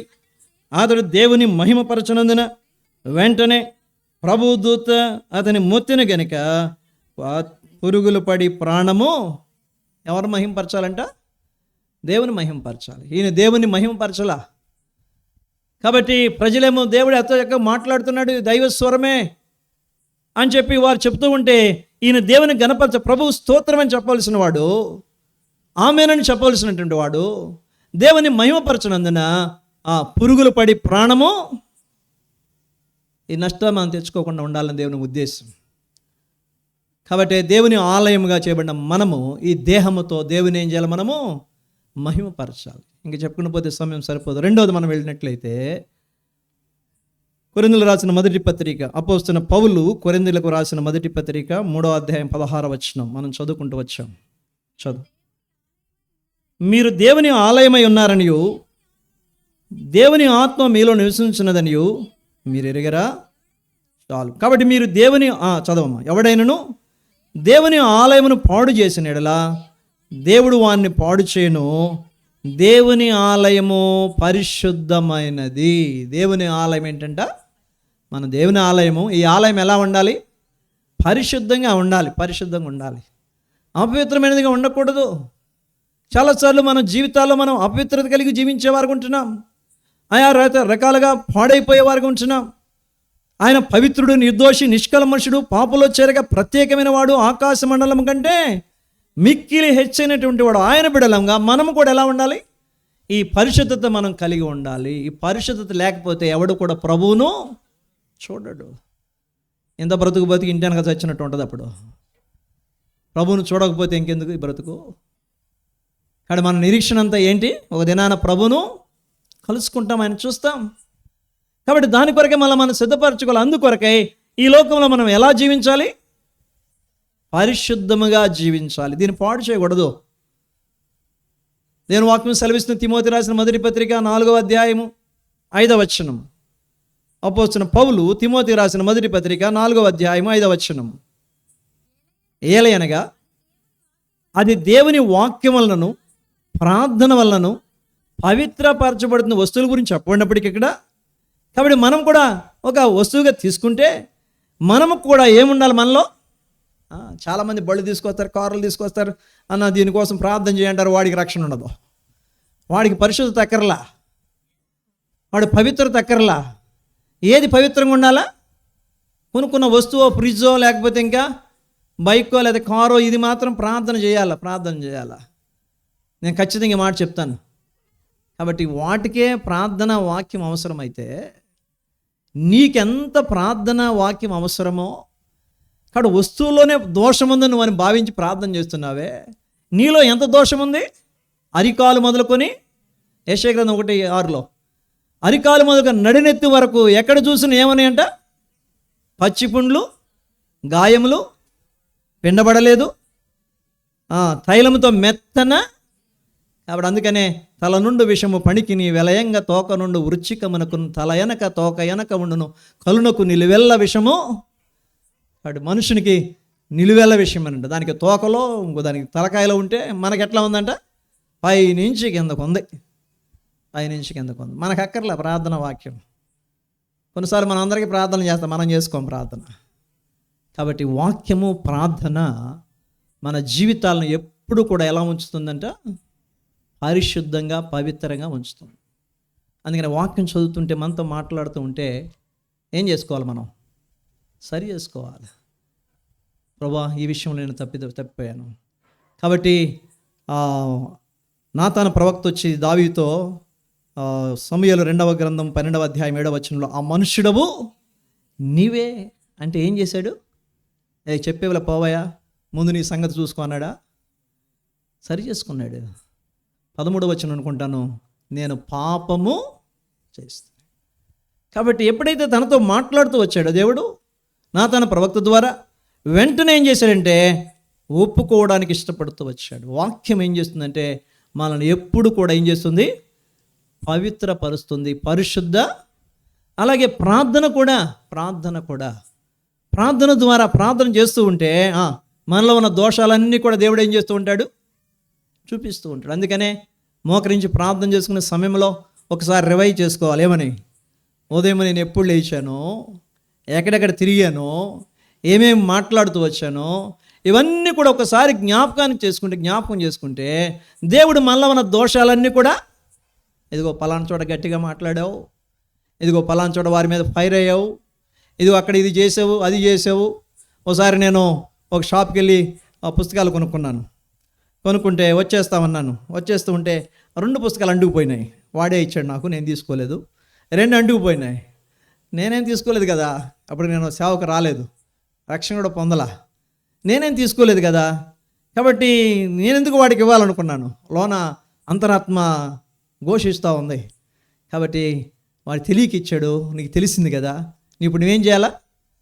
వెళ్ళు ఆ బుక్ ఇచ్చే. అక్కడ మళ్ళీ షాప్కి నడుచుకుంటూ వెళ్ళి ఆ బుక్ 2 వచ్చినాయి సార్, అంటుకుపోయినాయి అని చెప్పి వాడికి ఇచ్చేసాం. కాబట్టి ఎరవల్ సత్యం ఏమిటంటే ప్రార్థన చేసుకుంటే దేవుడు జ్ఞాపకం చేస్తూ ఉంటాడు. అందుకనే భార్యాభర్తల మధ్య, కుటుంబ సభ్యుల మధ్య ఏదైనా చిన్న గొడవ వచ్చిందనుకోండి, ఏం చేయాలి? వెంటనే ప్రార్థన చేసుకోవాలి. అందుకే కుటుంబ ప్రార్థన అవసరం. కుటుంబ ప్రార్థన లేకపోతే కుటుంబాలు కట్టబడవు. కుటుంబ ప్రార్థన ఉంటే కుటుంబాలు ఏమవుతాయి? కట్టబడతాయి. నేను ఎప్పుడైనా కోప్పడ్డాను అనుకోండి, ప్రార్థన చేసి పెట్టంట, ప్రభా నా భార్యను కోప్పడ్డాను, తొందరపడ్డాను, క్షమించయ్యా అంటే వాళ్ళు నవ్వుతారు. తర్వాత తప్పదు. దేవుడు ఆ రీతిగా ఏం చేస్తూ ఉంటాడు? సమాధానం ఇస్తూ ఉంటాడు, పరిశుద్ధపరుస్తూ ఉంటాడు. కాబట్టి మనల్ని సరైన మార్గంలో తీసుకురావడానికి వాక్యము, ప్రార్థన ఎంతో అవసరము. అందుకనే ఏం మానకూడదు. వాక్యం చదువుకొనుట, ప్రార్థన చేసుకొనుట అన్నమనం మానేసాయి. కాబట్టి వాక్యం చదువుకో, ప్రార్థన చేసుకో. ఈ వాక్యము, ప్రార్థన ఎప్పటికప్పుడు మనల్ని ఏం చేస్తుందంటే పరిశుద్ధపరుస్తుంది. వాక్యం అనే ఉదక స్నానముతో ఆయన మనలను ఏం చేస్తూ వచ్చాడు? ఎఫెసీ పత్రిక 5వ అధ్యాయం 24 వచనం నుంచి ఉన్నాయి, కలిసి ఉంటాయి. కాబట్టి వాక్యం అనే ఉదక స్నానముతో మనల్ని ఏం చేస్తున్నాడంట? పవిత్రపరుస్తున్నాడు, పరిశుద్ధపరుస్తున్నాడు. అందుకనే వాక్యము మనం ఎప్పుడు కూడా మానకూడదు. ఆ వాక్యాన్ని కొంతమంది చెబుతూ ఉంటే వాక్యాన్ని వాళ్ళకి డైరెక్ట్గా రాదు, వెళ్ళదు అనమాట. అది ఇట్లా అంటాడు. ఎందుకు? బాణం ఏదైనా మన మీదకి వస్తుందంటే ఏం చేస్తాము? ఇట్లా తప్పుకుంటాం, అట్లా తప్పుకుంటాం, ఓంగుంటాం. లేకపోతే కొన్నిసార్లు వాక్యం మనకు వస్తూ ఉంటే, మన గురించి దేవుడు మాట్లాడుతూ ఉంటే ఏం చూస్తూ ఉంటాం? ఇట్లా చూస్తూ ఉంటాం. నీకే లేకపోతే నీకే తలకాయ ఉంచుకుని లేకపోతే ఇటు పక్క నీకే, నాకు మాత్రము ఇంకేం పరిశుద్ధపరచబడతాం. అన్న వాయించులు పెట్టాడు, ఆయన మాత్రం భలే తగిలిందిలే ఆయనకి అనుకుంటారు. తగిలింది ఈయనకి, ఆయనకి అంటించాడు, తగిలించాడు. కాబట్టి వాక్యము సరైన రీతిలో మనం ఏం చేయాలంట? స్వీకరించే వారం ఉండాలి. కాబట్టి దేవుని యొక్క వాక్యము మన జీవితాలను ఎప్పటికప్పుడు ఏం చేస్తుందంటే పరిశుద్ధపరుస్తుంది, పవిత్రపరుస్తుంది. అందుకనే వాక్యము, ప్రార్థన మన జీవితాల్లో ఎప్పుడు కూడా ఏం చేయకూడదు? మనము మానకూడదు. వాక్యం వలనను, రెండోది ఏముంది? ప్రార్థన వలనను ఎలా ఉంటామంట? పవిత్రపరచబడతాం, ప్రతిష్ఠించబడతాం. అందుకనే ఎప్పుడు పరిశుద్ధంగా నీవు నేను జీవించాలని దేవుడు కోరుతున్నాడు. అందుకొరకే దేవుడు వాక్యం ఇచ్చాడు, 66 పుస్తకాలు ఇచ్చాడు. కాబట్టి ఇది చదువుకుంటూ, కాబట్టి అందులో ఏమి రాయబడింది? నా కొరకు ఏమి సిద్ధపరిచావు ప్రభువా? బోధించడానికి వెళ్ళేటప్పుడు కూడా బోధించువాడు తనకు తాను ఏం చేసుకోవాలంట? బోధించుకోవాలి. కాబట్టి మనం బోధించుకుంటూ, మనలో లోపాలు సరి చేసుకుంటూ, ఇతరులకు మనం ఏం చేయాలంటే ఆ వాక్యాన్ని అందించేవారు ఉండాలి. రెండవది, వాక్యము మనల్ని ఏం చేస్తుందంటే, ప్రార్థన ఏం చేస్తుందంటే పరిశుద్ధపరుస్తుంది, పవిత్రంగా ఉంది. ఎందుకనంటే మన దేవుడు ఎవరు? పరిశుద్ధుడు. యోహాను పేతురు రాసిన మొదటి పత్రిక 1:14 రాయబడుతూ వచ్చింది. పేతురు రాసిన మొదటి పత్రిక 1:14. నేను పరిశుద్ధుడైనాను గనుక మీరును పరిశుద్ధులై. కాబట్టి ఆయన పరిశుద్ధుడు కాబట్టి మనం కూడా ఎలా ఉండాలంట? పరిశుద్ధంగా ఉండాలి. ఉండడానికి ఏమి ఇచ్చాడు మనకు ఆయన? వాక్యం ఇచ్చాడు, ప్రార్థన ఇచ్చాడు. మూడవది మనం గమనిస్తే, మూడవదిగా కొరింథీయులకు రాసిన 2వ పత్రిక, అపోస్తలుడైన పౌలు కొరింథీయులకు రాసిన 2వ పత్రిక 6వ అధ్యాయము. అపోస్తలుడైన పౌలు కొరింథీయులకు రాసిన 2వ పత్రిక 6వ అధ్యాయము 15, 16, 17, 18 కలిసి ఉన్నాయి. 18వ వచనము మధ్య భాగంలో చూస్తే, నేను వారిలో నివసించి సంచరింతును, నేను వారి దేవుడనైందును, వారు నా ప్రజలైందురు, కావున మీరు వారి మధ్య నుండి బయలువెడలి ప్రత్యేకముగా ఉండుడి. మాట చాలు. ఎలా ఉండాలంట? మనం ప్రత్యేకంగా ఉండాలి. అందరిలాగా మనం కనపడకూడదు. ఈ దినాల విశ్వాసాలు చెప్పుకుంటూ అందరికంటే ఎక్కువ కనపడుతున్నాం. అందరూ కొంతవరకే ఉంటున్నారు కానీ కాడు మనకి ఎక్కువ అయిపోతున్నాయి. కాడు ప్రత్యేకత కనపడట్లా, మరొక రకంగా కనపడుతూ ఉన్నాం మనం. కాబట్టి మనం గమనిస్తే ఎస్తేరు గ్రంథంలో ఒక మాటకు వెళ్ళినట్లయితే, ఎస్తేరు గ్రంథంలో ఓ చక్కని మాట మనం గమనిస్తే, ఇక్కడ రాయబడిన మాట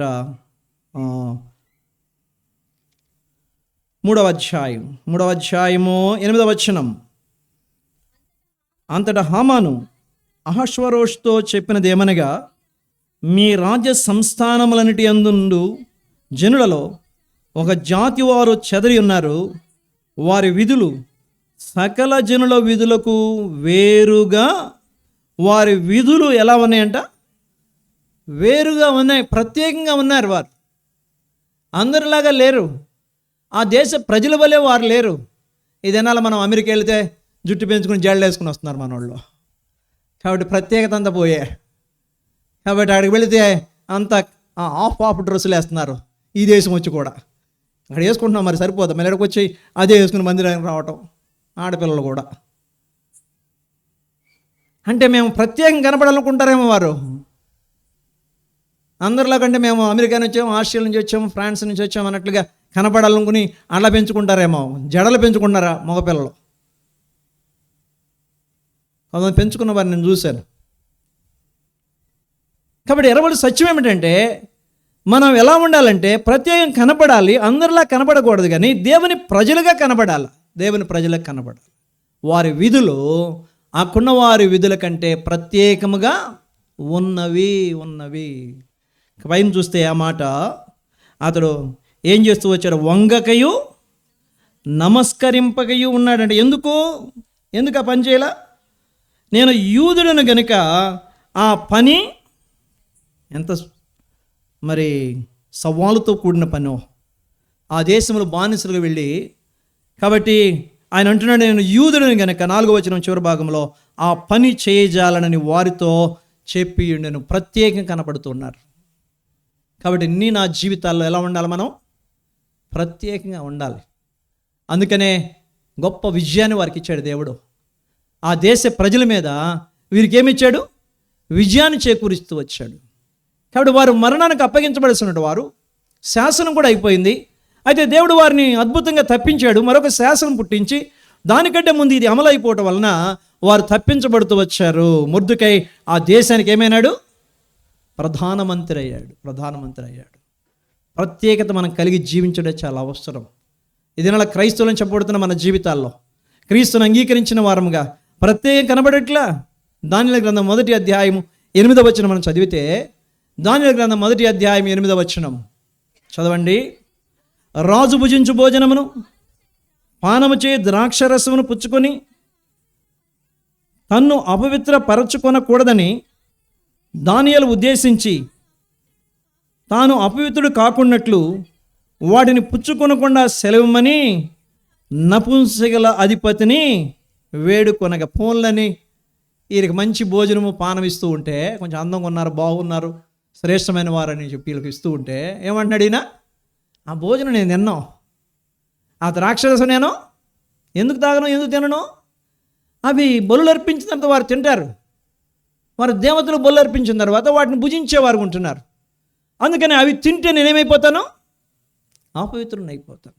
ఓ ప్రత్యేకమైన జీవితాన్ని కలిగి జీవించడానికి ఇష్టపడుతూ వచ్చాడు. ఏమైనా పర్వాలా. చూస్తే ఎలా ఉన్నారు వారు, వారి ముఖంలో 10 దినాలకే ఈయనకేమో దడ పుట్టుకుంటుంది. ఎవరికి? వారి మీద నియమించిన ఆయనకి. కాబట్టి ఆయనకేం భయపడుతున్నారు. కాబట్టి వీరు మాత్రం ఏమాత్రం భయపడిన వారు 10 దినాలని చూడయ్యా, ఒకవేళ మా ముఖాలు అలాగుంటే నువ్వు చెప్పినట్టుగా మేము.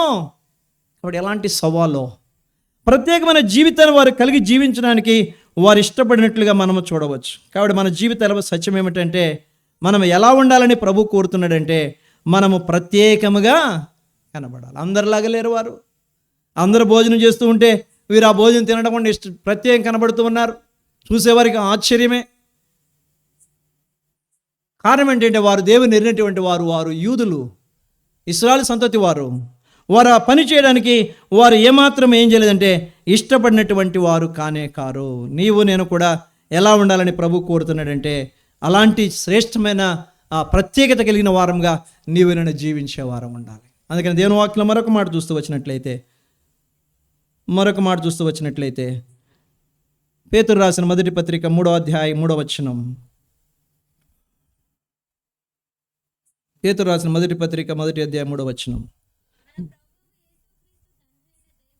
3:3 జడలు అల్లుకొనుటయు, బంగారు నగలు పెట్టుకొనుటయు, వస్త్రము ధరించుకొనుటయు, వెలుపటి అలంకారం మీకు అలంకారంగా ఉండక సాధువైనట్టు మృదువైనట్టు గుణమును అక్షయ అలంకారం గల మీ హృదయపు అంతరంగ స్వభావము మీకు అలంకారముగా ఉండవలను, అది దేవుని దృష్టికి మిగుల. కాబట్టి ఈ ప్రత్యేకత మనం కలిగి ఉంటే చాలా అవసరం చాలాసార్లు. కాబట్టి వారికంటే ఎక్కువగా అలంకరించుకుంటున్నాం, మనం వారికంటే ఇంకెక్కువ కనపడాలని చూస్తున్నాం. కానీ కాబట్టి దేవుని ప్రజలుగా కనపడటానికి మనం ఏమాత్రము ఇష్టపడినటువంటి వారం కనబడట్లా. కాబట్టి ఈ దినాల్లో అంతా కలిసిపోతున్నాం. వారికంటే ఎక్కువ ఆ పెళ్ళిళ్ళలో చూస్తే కనపడదు మన సంగతి ఏంటో. మందిరానికి వచ్చినప్పుడు ఒక రకం కనపడతాం, పెళ్ళిళ్ళకి వెళ్ళినప్పుడు, ఫంక్షన్కి వెళ్ళినప్పుడు అబ్బా ఇంకెట్లా కనపడతామో. అంత మందే అక్కడ అట్రాక్షన్ అంతా కూడా. క్రైస్తవులకు కనబడట్లా. కాబట్టి సహజ గుణాన్ని పోగొట్టుకుంటున్నారు. వారు ఏం రాసుకున్నారు చెప్పండి? దానియేలు, హనన్య, మిషాయేలు, అజర్యా ఏం రాసుకున్నారండి? ముఖాలు ఎలా ఉన్నాయి? సౌందర్యంగాను కళగాను కనబడ్డాయంట. సౌందర్యం ఎక్కడి నుంచి వచ్చింది? వారు ప్రత్యేకంగా జీవిస్తూ వచ్చారు, దేవుని కొరకు పవిత్రంగా జీవించడానికి ఇష్టపడుతూ వచ్చారు. అందుకనే వారి ముఖాలు ఎలా కనబడుతూ వచ్చాయంటే ఎంతో శ్రేష్టమైనవిగా మనము చూడవచ్చు. కాబట్టి ప్రభువుల మన జీవితాల్లో మనము కూడా అలా ఉండాలని, ఆ ప్రత్యేకమైన జీవితాన్ని కలిగి జీవించాలని దేవుడు కోరుతున్నాడు. అందుకనే మన జీవితాల్లో దైవభక్తి గల వారముగా మనం ఎలా ఉండాలంటే సత్క్రియల చేత మనల్ని మనం ఏం చేయాలంట? అలంకరించుకోవాలి. సత్క్రియల చేత. ఇది అలంకారం సత్క్రియల్లో. కాబట్టి అలంకారంలో ఒక అలంకారం ఏంటి? సత్క్రియ. సహోదరుల గురించి చెప్తూ తిమోతి రాసిన మొదటి పత్రికలో 2వ అధ్యాయంలో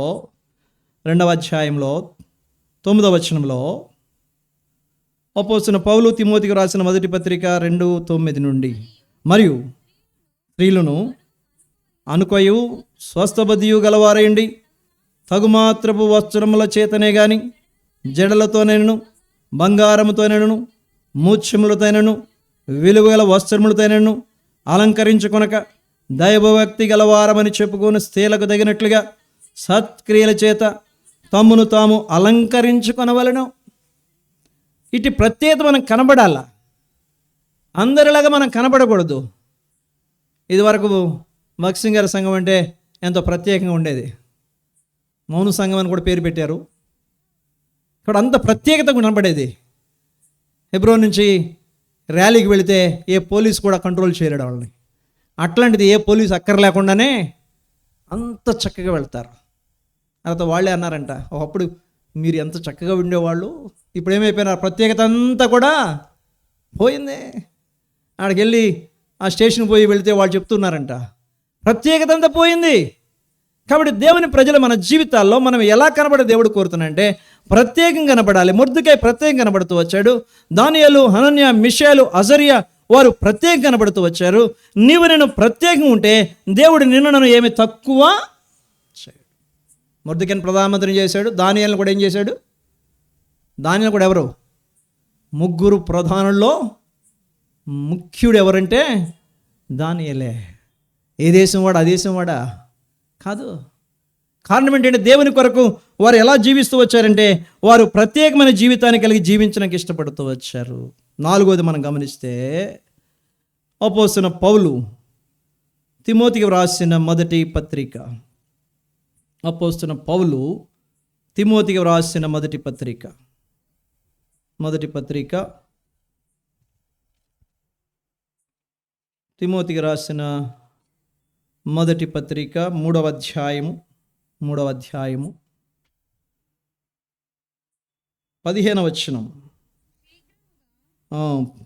15 అయినను నేను ఆలస్యం చేసిన యెడల దేవుని మందిరములో, అనగా జీవముగల దేవుని సంఘము.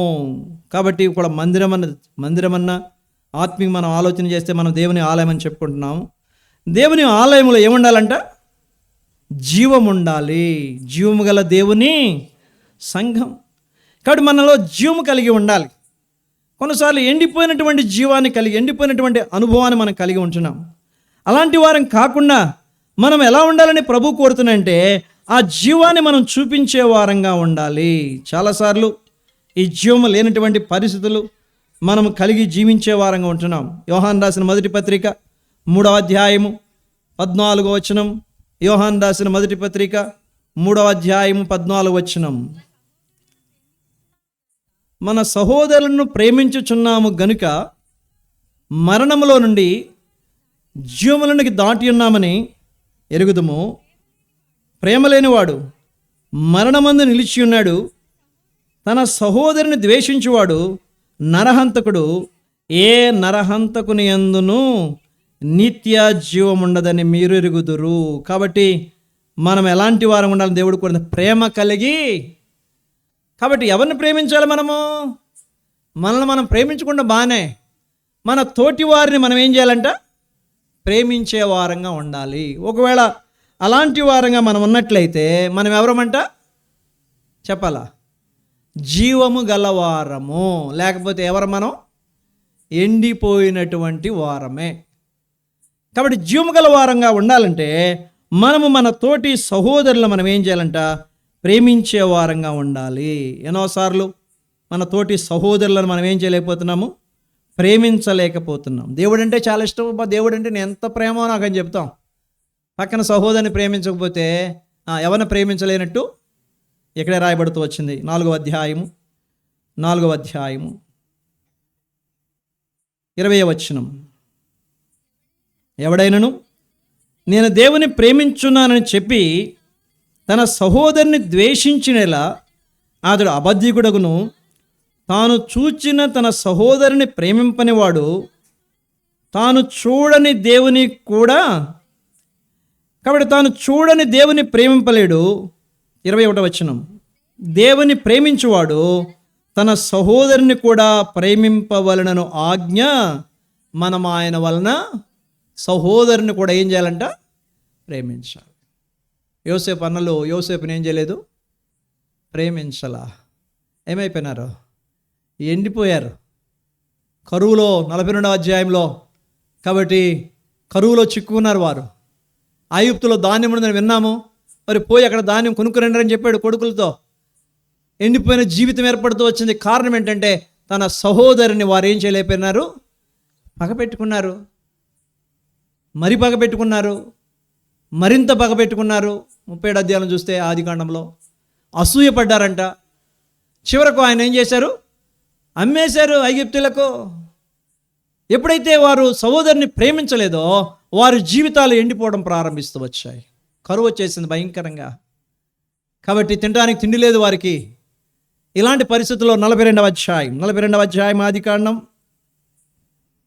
ఆదికాండము 42వ అధ్యాయం మొదటి వచనం చదవండి ఎవరైనా. 2 ధాన్యము ఐగుప్తులో ఉన్నదని మీరేలా ఒకరి ముఖమొకరు చూచుకొంచున్నారు. మరియు అతడు, చూడుడి, ఐగుప్తులో ధాన్యం ఉన్నదని వింటిని, మనము చావక బ్రతుకున్నట్లు మీరు అక్కడికి వెళ్ళి మన కొరకు అక్కడ నుండి ధాన్యము కొనుక్కునని చెప్పగా, మనము చావకుండానట్లు ఏం చేయాలంట? మీరు వెళ్ళి ఏం చేయాలా?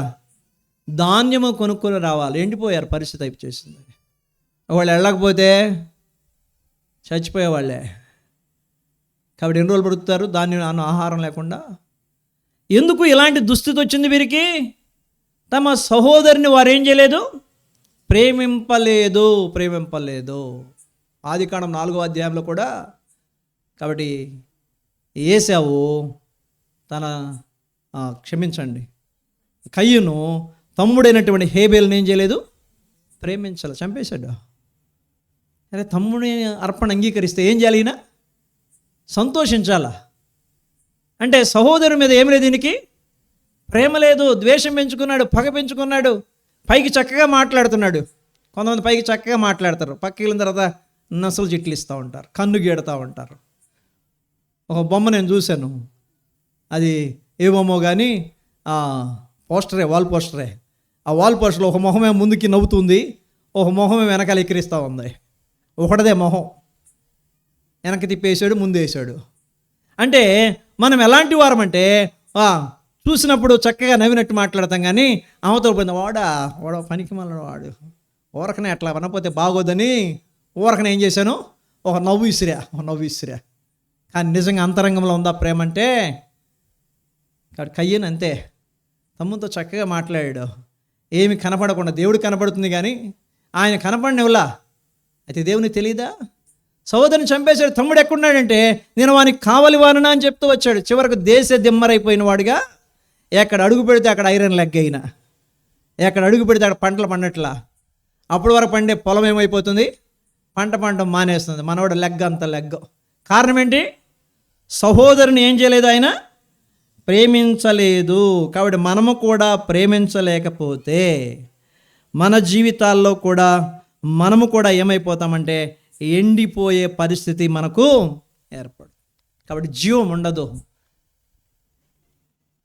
యాకోబు కుమారుల జీవితాల్లో కాబట్టి యోసేపు అన్నలు యోసేపుని ప్రేమించని కారణాన్న వారి జీవితాల్లో వారు ఏమైపోయినారో మనందరూ తెలుసు. వారు ఎండిపోయిన పరిస్థితి పడుతూ వచ్చింది, మరణానికి చేరువైపోయినారు. కాబట్టి కయ్యూను తన జీవితంలో ఆ భయంకరమైనటువంటి పరిస్థితి ఏర్పడడానికి కారణం ఏమిటంటే, కాబట్టి తన సహోదరుని ఏం చేయలేదు. కాబట్టి మనము ఎవరిని ప్రేమించాలా? సహోదరుని ప్రేమించేవారు. అలాంటి వారు ఎవరంట? జీవము గలవారు. ఒకవేళ ప్రేమ లేకపోతే ఏమి లేదు, నీలో జీవము లేదు. ఈ దినాల్లో ప్రేమలు ఏమైపోతున్నాయి? అందరి ప్రేమలు చల్లారేగా. కాబట్టి చల్లారిపోతున్నాయి. ఒకడంటే ఒక ద్వేషం ఏర్పడుతూ ఉంది, ఒకడంటే ఒక పగ ఏర్పడుతూ ఉంది, ఎవరైనా చంపుకుంటున్నారు ఈ దినాల్లో. కారణం ఏంటంటే ఆ ద్వేషం పెరిగిపోతుంది. కాబట్టి దేవుడు మనకేం దయచేశాడు? నిత్య జీవం ఇవ్వడానికి ఇష్టపడుతూ వచ్చాడు. యేసుక్రీస్తు వారి ద్వారా ఆ జీవాన్ని మనకు అనుగ్రహించిన వాడు ఉంటున్నాడు. యోహాను రాసిన మొదటి పత్రిక 5వ అధ్యాయం 11-12 వచనాలు. యోహాను రాసిన మొదటి పత్రిక 5. దేవుడు మనకు నిత్య జీవమును దయచేసెను. ఈ జీవము ఆయన కుమారుని యందున్నది. దేవుని కుమారుని అంగీకరించేవాడు జీవం గలవాడు, దేవుని కుమారుని అంగీకరింపని వాడు జీవము లేనటువంటి. కాబట్టి దేవుని కుమారుని యందు విశ్వాసం ఉంచేవాడు జీవం గలవాడే. కానీ ఆ జీవాన్ని మనం కలిగి జీవించాలంటే మన సహోదరులను, మన తోటి వారిని మనం ఏం చేసేవారు ఉండాలా? ప్రేమించేవారు ఉండాలి. కొన్నిసార్లు మందిరంలో కూర్చుంటారు, ఆ ప్లేస్లో కూర్చోరు, ఖాళీ ఉన్నా సరే అక్కడ కూర్చోరు. ఎందుకు కూర్చున్నామంటే మనకి ద్వేషం. ఆడపిల్లలు ఎక్కువ ఉంటుంది మగపిల్లల కంటే, వాళ్ళు ఏం కనపడరు, వీళ్ళేమో తట్టుకోలేరు, ఊరిని బయటపడిపోతారు. ప్రేమ గలవాళ్ళే కానీ ఊరిని బయటపడిపోతారు. అందుకని ఆ ప్లేస్ అట్లాగే ఉంటుంది. ముందు జరగమంటే ఇంక వెనక్కనే వెళ్తారు, కానీ పక్కకు పోతారు, కానీ అక్కడ కూర్చోడానికి ఇష్టపడరు. ఎందుకంటే ఆమెకి ఇంక పడదు. ఏందక్క రాలేదు ఆమె ఇంటి పక్క అంటే, ఏమో నాకేం తెలుసు, ఆమెకి నాకు పడనే పడదు. మాకు మాటలు లేవు, ఏమి లేవంట. ఇక్కడికి వచ్చి బల్ల మాత్రం పాలు పంపులు పొందుతారు. ఎక్కడ? మందిరంలో బల్ల పాలు పొందుతారు. ఎవడన్నా అనుకుంటాడేమో లేనిపోయింది, ఎందుకు బల్ల పాలు పంపలేదు అంటారేమో, లేకపోతే పాలు పొందితే నిత్య జీవం ఉంటుంది అనుకుంటారేమో. కాబట్టి మనం ఎలాంటి వారంగా దేవుడు కోరుతున్నానంటే, మన సహోదరులు మనం ఏం చేయాలంట? ప్రేమించే వారంగా ఉండాలి. ఎవరు ప్రేమిస్తారో వారెవరంట? జీవము గలవారు. ఎవరు ప్రేమించరో వారెవరు? ఈ జీవము లేని వారు, వారు ఎండిపోయినటువంటి వారు. అలాంటి వారిని ఏం చేస్తారు? ఒక దినాన్న ఎండిపోయిన ఏం చేస్తారు? అగ్నిలో వేస్తారు కదా. అగ్ని వాటిని ఏం చేయను? కాల్చివేయని.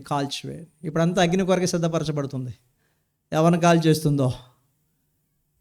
కాబట్టి జాగ్రత్త పడాలి. అందుకని మన తోటి సహోదరులు మనం ఏం చేయాలని దేవుడు కోరుతున్నంటే, ప్రేమించేవారు. చివరిగా మరొక మాట చెప్పి నేను ముగిస్తాను. పేతురు రాసిన మొదటి పత్రిక 2వ అధ్యాయము 4-5 వచనాలు. మనుషుల చేత విసర్జింపబడినను దేవుని దృష్టికి ఏర్పరచబడినదియు అమూల్యమును సజీవమైన రాయగు ప్రభువునొద్దకు వచ్చిన వారై యేసుక్రీస్తు ద్వారా దేవునికి అనుకూలములగు ఆత్మ సంబంధమైన బలులర్పించుటకును పరిశుద్ధ యాజకులుగా ఉండునట్లు మీరును సజీవమైన రాళ్ల వలె నుండి ఆత్మ సంబంధమైన మందిరముగా కట్టబడుచున్నారు. కాబట్టి ఇక్కడ రాయబడిన మాట చూస్తూ వచ్చినట్లయితే, ఆత్మ సంబంధమైన మందిరముగా దేవుడు మనల్ని కడుతున్నాడు అంటే ఎందుకు అంటే, మనము పరిశుద్ధ యాజకులుగా. యాజకుడు ఏం చేయాలా? సేవ చేయాలా. కాబట్టి యాజక ధర్మాన్ని నెరవేర్చాలి. ఎవరికి యాజకత్వం చేయాలా? మన ప్రభునకు మనం యాజక సేవ చేసేవారం ఉండాలి. యాజక ధర్మం నెరిగి యేసునకే సేవ చేయాలి. కాబట్టి మనం పరిశుద్ధ యాజకులుగా ఉండి ఆయన సేవ చేయడానికి దేవుడు మనల్ని ఏం చేస్తూ వచ్చాడంటే, ఆయన నివాస స్థలముగా మనల్ని కట్టుచు. కాబట్టి మనం ఏం చేయాలని ప్రభు కోరుతున్నాడంటే, ఆయన సేవ చేసేవారంగా, ఆయన పరిచర్య చేసేవారంగా ఉండాలి. అది అక్కడ రాయబడుతూ వచ్చింది. ఆత్మ సంబంధమైన మందిరముగా దేవుడు మనలను కట్టబడుచున్నారు. ఎందుకు ఇంతగా ఆయన చేసేది ఏంటంటే, ఆయనకు మనం ఏమర్పించాలంటే ఆత్మ సంబంధమైన బలులు అర్పించుటకు పరిశుద్ధ యాజకులుగా ఉండునట్లు.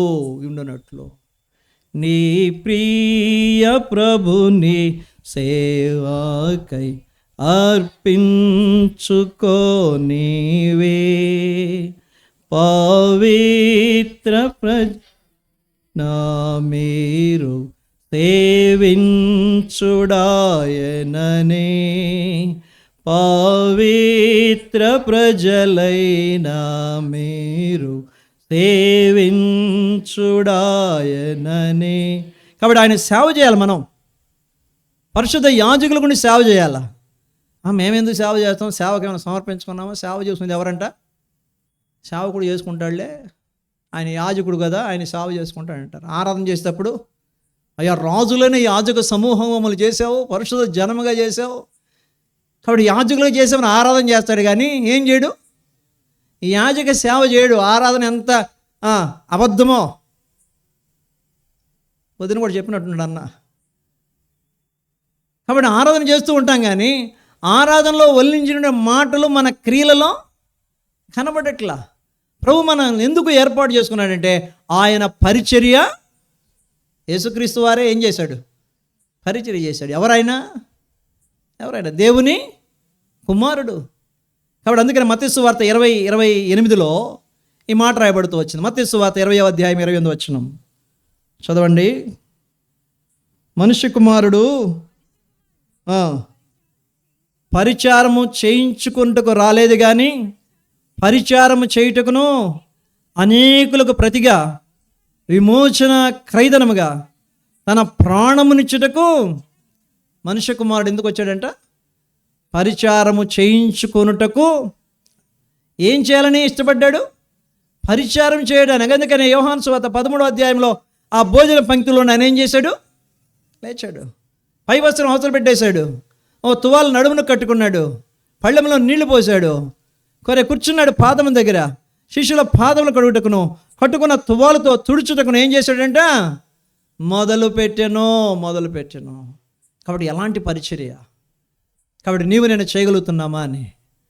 కుర్చీలో కూర్చుంటేనే దిగటం కష్టం మనం. అందుకని ఎవరైనా పెద్దవాళ్ళు వస్తే ఇటు తిరుగుతాం కుర్చీలో కూర్చున్నవాళ్ళు. ఎందుకో ఆయన చూస్తే కుర్చీ ఇవ్వాలి లేనిపోయింది, చూడనట్లుగా ఉంటే ఆయన కుర్చీ అడగడలే, పక్కకి వెళ్ళిపోతాడు. ఆయనకు అర్థమవుతుంది ఇంక నీ దగ్గర ఉన్నాడు అక్కడ, వీడు ఎట్లా మొహం సాట్ వేసుకున్నాడులే, కుర్చీ ఇవ్వడానికి ఇష్టపడట్లేదని. కాబట్టి ఇది కూడా చేయలేం మనం, కొన్నిసార్లు ఇది కూడా చేయలేం. ఇక బస్సు ఎక్కితే సరే ఆడవాళ్ళు ఎట్లా కూర్చుంటారు, ఈ కాలేజీ జరుపుతారు, ఈ కాలేజీ జరుపుతారు, ఎక్కడుంది సీటో, ఇది బస్సులు కొనుక్కున్నట్లుగా మాట్లాడతారు కాసేపు కూర్చోడానికి. మగపిల్లన లేచి ఆడపిల్ల సీట్ ఇస్తారేమో కానీ ఆడపిల్లలు సస్తే ఎవరో. మీరు ఇస్తున్నారేమో, మరి ఇస్తే మంచివాళ్ళే, ఇవ్వకపోతే ఏం చేయాలి మనం? పరిచర్య చేయాలా. ఎన్నోసార్లు పరిచర్య చేయడానికి ఇష్టపడట్లా. దినవృత్తాంత 2వ గ్రంథము 11వ అధ్యాయం 29వ వచనంలో ఈ మాట రాయబడుతూ వచ్చింది. దినవృత్తాంత 2వ గ్రంథం 29:11. నా కుమారులారా, తనకు పరిచారకులైండి, ధూపం వేయుటకును, తన సన్నిధి నిలుచుటకును, తనకు పరిచర్య చేయుటకును యెహోవా మిమ్మును ఏర్పరచుకొనెను గనుక మీరు ఏం చేయకూడదంట? అశ్రద్ధ చేయకూడదు. పరిచర్య చేసే విషయాల్లో ఏం చేయకూడదంట? మందిరానికి వచ్చాడు, ఆరాధన చేస్తాడు, సువార్త అనగానే ఇడిపోతాడు, ఇటు సువార్తకి వెళ్తుంటే ఇడిపోతూ ఉంటారు. ఏం పరిచర్య చేస్తూ ఉండవు? దేవుడు అందుకని రక్షించింది, ఆలయంగా చేసుకుంది. కాబట్టి పరిశుద్ధ యాజకులుగా ఉండటకు దేవుడు మనల్ని ఏం చేశాడు? ఏర్పాటు చేసుకున్నాడు. ఆ యాజక ధర్మం మెరిగి మనం ఆయనకి సేవ చేయడానికి మనం సిద్ధపరచుకునే వారం ఉండాలి. కాబట్టి చాలాసార్లు ఆయన సేవకులుగా మనం కనబడట్లా. ఒకసారి సుబ్బరాయుడు అంకుల్ని ఒక ఆయన తీసుకెళ్తే ఆయన పరిచయం చేశాడు. ఈయన మా సేవకుడు అన్నాడంట. నువ్వేమో నీరికే బట్టలు వేసుకుని ఉన్నావు, ఆయనేమో వైట్ షర్ట్ వైట్ ప్యాంట్ వేసుకున్నాడు, ఆయన నీ సేవకుడు ఏంటయ్యా అన్నాడంట ఆయన.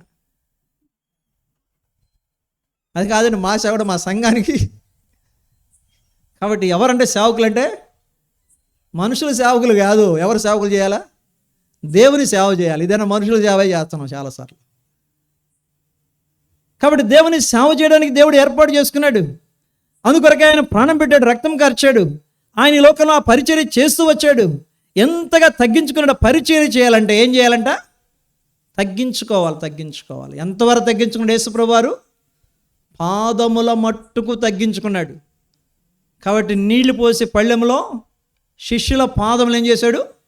కడగటానికి, కట్టుకున్న తువ్వాలుతో తుడవటానికి సిద్ధపడ్డాడంటే ఎక్కడున్నాడు ఆయన? ఆయన పాదముల యొద్ద. మనం ఏమనుకుంటాం, అక్కడ కూర్చోడం మనం తక్కువ అయిపోతాం అనుకుంటాం. వాడి పాదాల దగ్గర నేను కూర్చోవడం ఏంటి అసలు?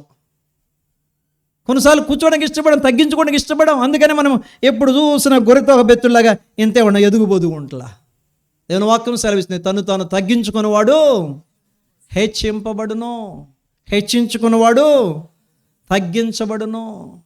కాబట్టి మన జీవితాల్లో యేసుక్రీస్తు వారు అంతగా తగ్గించుకుని ఏం చేశాడంటే పరిచారం చేశాడు. మనము కూడా పరిచారం చేయాలంటే మనలో ఏముండాలంటే ఈ తగ్గింపు స్వభావము. వాడేంటి వాక్యం చెప్పడం ఏంటి, నేనేంటి సాపలు వేయటం ఏంటి? కొన్నిసార్లు మనం అనుకుంటాం, నేనేం బాతులు కడటం ఏంటి, వాడేం పాటలు పాడటం ఏంటి? అంటే నేను పాటలు పాడలేనా, నేను వాక్యం చెప్పలేనా? ఒక ఆయన అన్నాడు. కాబట్టి కొంతమంది అన్నారంట, ఏంటి మమ్మల్నే పాటిస్తున్నావు, వాళ్ళనే పాటిస్తున్నావు, అని కూడా పాడించవేంటి, నీకు ఆ తలాంతులు ఇది పో అన్నాడంట. నీకు ఆ తలాంతు లేకపోయినా నేను పాడాలనుకుంటాడు, తలాంతు లేకపోయినా బోధించాలనుకుంటాడు. ఈ దినాల్లో అట్లా కనబడుతుంది. ఏంటంటే ఈ లైవ్ ఒకటి వచ్చింది కదా, ఈ లైవ్లో కనబడాలి అందరూ. ఇక్కడ కనపడినా పర్వాలేదు, కానీ కనబడపోయినా ఎక్కడ కనబడాలా? పరలోకంలో కనబడాలా. పరలోకంలో కనబడాలంటే ఇక్కడ కనబడపోయినా నష్టమేం లేదు. కాబట్టి అవసరమైతే ఈ లైవ్ను అందరూ తిప్పుతారు, ఒకసారి మొత్తం అందరు తిప్పి అందరిని కూడా తీస్తున్నారు లేదా? దీనిలో కనబడడానికి ఏం ప్రయాసో. దానికోసము ఏం కావాలంట? కనబడాలంటే పాటలు పాడాలా, రెండోది వాక్యం చెప్పాలా. తలాంతు లేకపోయినా ఉంటే మంచిదే, దేవుడిని వాడుకుంటాడు. నేను అదే చెప్తాను. ఒకవేళ నీ దగ్గర తలాంతు ఉండి నేనే అభ్యంతర పెడితే, ఆపితే, నాకు రోగం ఇచ్చి నన్ను ఏం చేస్తాడు? కూర్చోబెట్టి నిన్ను వాడుకున్నట్లు చేస్తాడు, నీకుంటే తలాంతు ఉంటే. కాబట్టి అది నువ్వు చేయలేకపోతే కాబట్టి నువ్వు అలా ఉండడానికి ఇష్టపడకపోతే, తగ్గించుకోకపోతే, కాబట్టి ఒక ఆయన ప్రార్థన చేస్తున్నాను, నేను ప్రార్థన చేసే చాలా కాలం, ప్రభా ఈ దాసుని వాడుకో, పరిచర్యతో వాడుకోవాలనుకున్న ఆశపడుతాను. కొంతకాలం ప్రార్థన చేసినారు, కొన్ని నెలల తర్వాత ఆయన వచ్చి అన్నాడు, ఎంతకాలం ప్రార్థన చేస్తా, ఏ జీవితకాలం అంతా ప్రార్థన చేయడమేనా, నన్ను వాడుకునేది లేదా అన్నాడు. కాబట్టి చాలాసార్లు మన జీవితాల్లో దేవుని పరిచర్య అంటే పాటలు పాడటం, వాక్యం చెప్పడం కాదు, కానీ అనేకమైన పరిచర్యలు, నానా విధములుగా ఉన్నాయి పరిచర్యలు. కాబట్టి జీవముగల దేవుని ఆలయంగా చేయబడిన నా జీవితంలో ఈ దేహముతో మనం ఏం చేయాలి? మొదట దేవుని మహిమ, రెండవది ఈ దేహము దేవుని వల్ల మనకు అనుగ్రహించబడింది కాబట్టి ఈ దేహం ఎలా ఉండాలంట? పరిశుద్ధమైనదిగా ఉండాలి. మూడవది పరిశుద్ధంగా ఉండాలంటే వాక్యం, ప్రార్థన అవసరం, అప్పుడు పరిశుద్ధంగా ఉంటాం. మూడవది ప్రత్యేకంగా ఉండాలి, ప్రత్యేకంగా ఉండాలి. నాలుగవది జీవము కలిగి జీవించే వారంగా ఉండాలి. ఆ జీవాన్ని కలిగిన వారు ఎవరో మనం చూస్తూ వచ్చాం, వారు ప్రేమ కలిగిన వారని, కాబట్టి సత్క్రియలు చక్కగా చేసేవారు. కాబట్టి చివరిగా ఏం చెప్తూ వచ్చాము? పరిచర్య చేయాలి, పరిచర్య చేయాలి. కాబట్టి అప్పుడే మనము దేవుని ఆలయం, అప్పుడే దేవుడు మనలో నివాసం ఉంటాడు. ఇవి లేకుండా నేను యేసుప్రభువుని నమ్ముకున్నా, నాలో యేసయ్య ఉన్నాడు అంటే ఒకసారి పగలు చూడయ్యా అన్నట్టు ఉంటుంది మన పరిస్థితి. ఎక్కడ కనపడతాడు? ఈ పనుల ద్వారా మనము దేవుని ఆలయముగా, ఒకవేళ దేవుని ఆలయముగా నువ్వు చేయబడలేదంటే, కాబట్టి ఈ క్రియలు నీలో లేవంటే నీలో ఏదో లోపము సరి చేసుకోవాలి. ఇంకా దేవుని ఆలయంగా చేయబడకపోతే ఇప్పుడైనా ఏం చేయబడాలా? సిద్ధపడు. అందుకొరకే యేసుక్రీస్తు వారు ఏం చేశాడు? మొదటి భాగంలో చెప్పాను.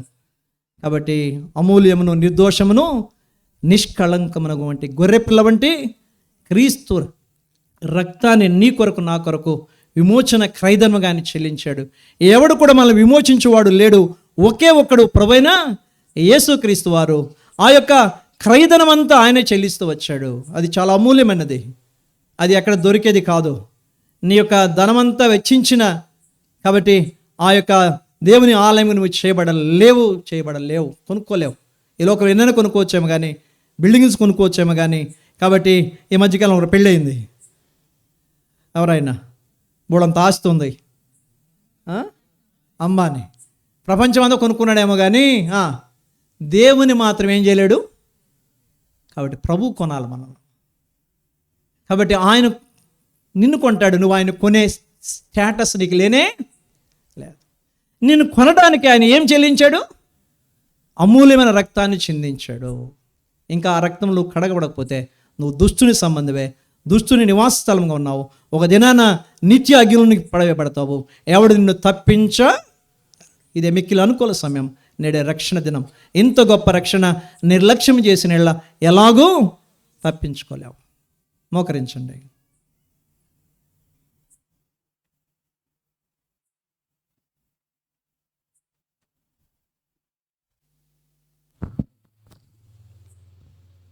ఒక్క నిమిషము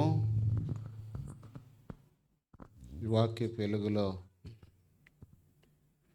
పరిశీలించుకొని ప్రతిష్ఠించుకుందాం. ఈ వార్షికోత్సవ కూడి సందర్భంగా వచ్చిన మనం అందరం కూడా మనం దేవుని ఆలయం అయితే 5 లక్షణాలు చూసిన నిజంగా ఆలయానికి తగినట్టుగా జీవిస్తున్నామా లేదా? ఒక్క నిమిషము వాక్య వెలుగులో అందరం ప్రతిష్ఠించుకుందాం. తర్వాత స్థానిక సంఘంలో ఉన్న సహోదరులు, 2 సహోదరులు, 2 సహోదరీలు చాలా క్లుప్తంగా ఒక్క నిమిషమే దేవుడు ఈ పరిచర్యను ప్రారంభించి 1998లో ఈ పరిచర్య ఇంతవరకు కొనసాగిస్తూ వచ్చాడు. 26 సంవత్సరాలు కంప్లీట్ అయిపోయి 27వ సంవత్సరంలో ప్రవేశపెట్టబడింది. దేవుడి పరిచర్యను ఆస్వాదించి ముందు దినాల్లో ఇప్పుడున్న రీతిగా జీవం గల దేవుని సంఘంగా ఉండి ప్రభు సంఘం చుట్టూ భద్రత ఉంచి ఇంకా సంఘాన్ని ప్రభు వర్ధిల్లు చేయనట్లు దయచేసి ప్రభువును స్తుతిస్తూ ప్రతిష్ఠించుకుందాం. స్థానిక సంఘస్థులు చాలా క్లుప్తంగా ఒక సహోదరుడు ఒక సహోదరి అట్లా ఒక ఇద్దరు బ్రదర్స్ ఇద్దరు సిస్టర్స్ ప్రభు ఇంతవరకు కాచి కాపాడినందుకు ప్రభుని స్తుతిస్తూ ప్రభుకి అర్పించుకుందాం. ప్రారంభించండి బ్రదర్స్.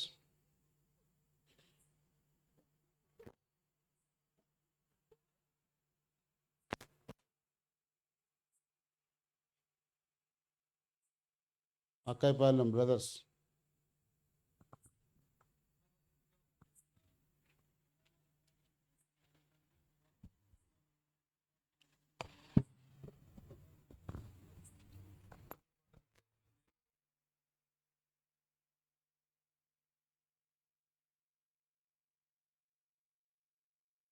మొదటి కొరింథీ రాసిన పత్రిక 3:16 ద్వారా మీ దేహము దేవునికి ఆలయమని ఉన్నారని మీరు ఎరగలని మాట్లాడుతూ వచ్చారు.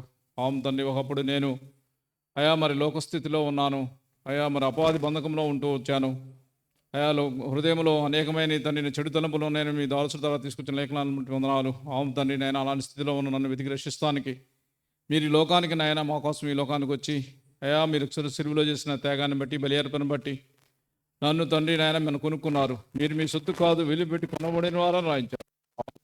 అమూల్యమైన నిర్దోషమైన గొర్రెపిల్ల వంటి క్రీస్తు రక్త ద్వారాలో నా పాపాలు ప్రాయశ్చిత్తం చేసి నన్ను మీ స్వాస్థ్యంగా చేసుకున్న కృపను బట్టి వందనాలు స్తుతురాలు నాయన. అలా తండ్రి నాయన నేను పరిశుద్ధుని కనుక మీరు పరిశుద్ధత కలిగి జీవించమని మాకు సెలవిచ్చారు. ఒకప్పుడు నాకు పరిశుద్ధత లేదు దేవా, లోకంలో లోకక్రియలో ఉంటున్న నన్ను వెతికి రక్షించి నాయన మీ స్వాస్థ్యంగా చేసుకున్నారు. నన్ను పవిత్రపరిచి మీ సాక్షిగా జీవించదనేది ఇచ్చా గొప్ప కార్యం వందనాలు స్తుతురాలు. అలా తండ్రి నాయన ప్రభా, మీరు జీవము గలవానని రాంచారు. ఒకప్పుడు ఆ జీవము లేనిది ఏంటండి నాయన, ఇప్పుడు జీవము గల దేవుడిని నేను ఆరాధించదనేది ఇచ్చారు. అవును ప్రభా, అందుబట్టి మరోసారి మిమ్మల్ని ఆరాధించుకుంటున్నా స్తుతించి కనపరుచుకుంటున్నాం తండ్రి. అందుకనే తండ్రి 2వ దినవృత్తాంతంలో కూడా మీరు 29వ అధ్యాయంలో రాయించారు, మాట్లాడుతున్నారు తండ్రి నాయన. మీరు ప్రచారం చేయుటకును మీరు దేవుని కుమారులుగా ఉంటుకు మీరు పిలువబడి ఉన్నారని రాయించారు. అవును తండ్రి, ఒకప్పుడు నాకు యోగ్యత లేని వాడిని లోకంలో వాడిని నాయన, అలాంటి స్థితి నుంచి వెతికి రక్షించి మీ స్వాస్థ్యంగా చేసుకొని మిమ్మల్ని ఆరాధించదనేది ఇచ్చారు. అని బట్టి వందనాలు స్తుతురాలు చెల్లించుకుంటూ మరి ఈ సంవత్సరం కూడా మీరు చూపించిన ప్రేమకే వందనాలు. ఇన్ని సంవత్సరాలు కాచి భద్రపరుస్తూ తోడుగా ఉండి నాయన మరో నూతన దయాగ్రీటాన్ని సంఘానికి ఇచ్చిన కృపను బట్టి వందనాలు స్తుతురాలు చెల్లించుకుంటూ పట్టుకొని మా ప్రభువైన యేసుక్రీస్తు నామం పేట మీకు సమర్పించుకుంటున్నాను తండ్రి, ఆమేన్. చెల్లిస్తున్నాను. అద్భుతీయ సత్యదేవుడా, నీకు వందనాలు స్తోత్రాలు చెల్లిస్తున్నాను. మహాన్నతమైన స్థలంలో నివసించే గొప్ప దేవుడా, నీకు వందనాలు స్తోత్రాలు. అయ్యా, మీరు పరిశుద్ధతను బట్టి మహనీయుడివి, స్థుతిగీతను బట్టి పూజ్యుడివి, అద్భుతాలు ఆశ్చర్యాలు చేసే దేవుడివి. అయ్యా, మీకు ఎంతో వందనాలు స్తోత్రాలు. మీ దాసునైనా సిలువను మరుగు చేసుకొని మీరు మాట్లాడుతూ వచ్చిన లేఖన భాగం బట్టి వందనములు స్తోత్రములు చెల్లిస్తున్నాను. ఇదిగే రీతిగా ప్రభా, మీరు దేవుని ఆలయమే ఉన్నారని మీరు సెలవిస్తుందేవా, నీకు వందనాలు స్తోత్రాలు. అవును ప్రభా, మీరు పరిశుద్ధుడు కనుక నాయన, నేను పరిశుద్ధుని కనుక మీరు పరిశుద్ధులే ఉన్నాడని మరి మాట్లాడుతూ వచ్చారు దేవా, నీకు వందనాలు స్తోత్రాలు.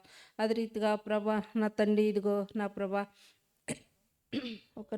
ఒకరిని ప్రేమించుకోవాలని మాట్లాడుతూ వచ్చారు దేవా. ప్రేమ లేని వారు అయ్యా, జీవం లేని వారు మాట్లాడుతూ వచ్చారు. నా ప్రభా, అందుని బట్టి నీకెంతో నాయన వందనములు స్తోత్రము చెల్లిస్తున్నా. నా తండ్రి గడిచిన ప్రభా, నా తండ్రి నా దేవా 26 సంవత్సరాలు కాచి కాపాడి నా తండ్రి నా ప్రభా, మరి యొక్క నూతన సంవత్సరాన్ని మీరు మాకు ఇచ్చారు.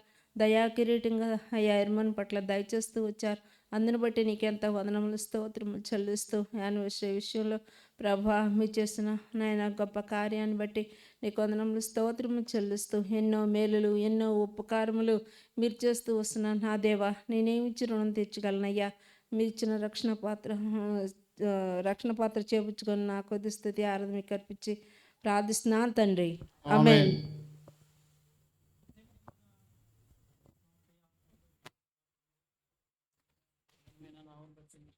స్తోత్రాలు చెల్లించుకుంటూ వస్తున్నాను నాయన. యేసుక్రీస్తు యొక్క అతి శ్రేష్టమైన నామంలో మాకు ఇచ్చినటువంటి గొప్ప రక్షణ బట్టి మిమ్మల్ని స్తుతిస్తూ గణపరుస్తున్నాను ప్రభువా. దేవా, మీ దాసుని ద్వారా మాతో మాట్లాడినటువంటి శ్రేష్టమైన లేఖన భాగంలో కై మిమ్మల్ని స్తుతిస్తూ వస్తుంటున్నాను.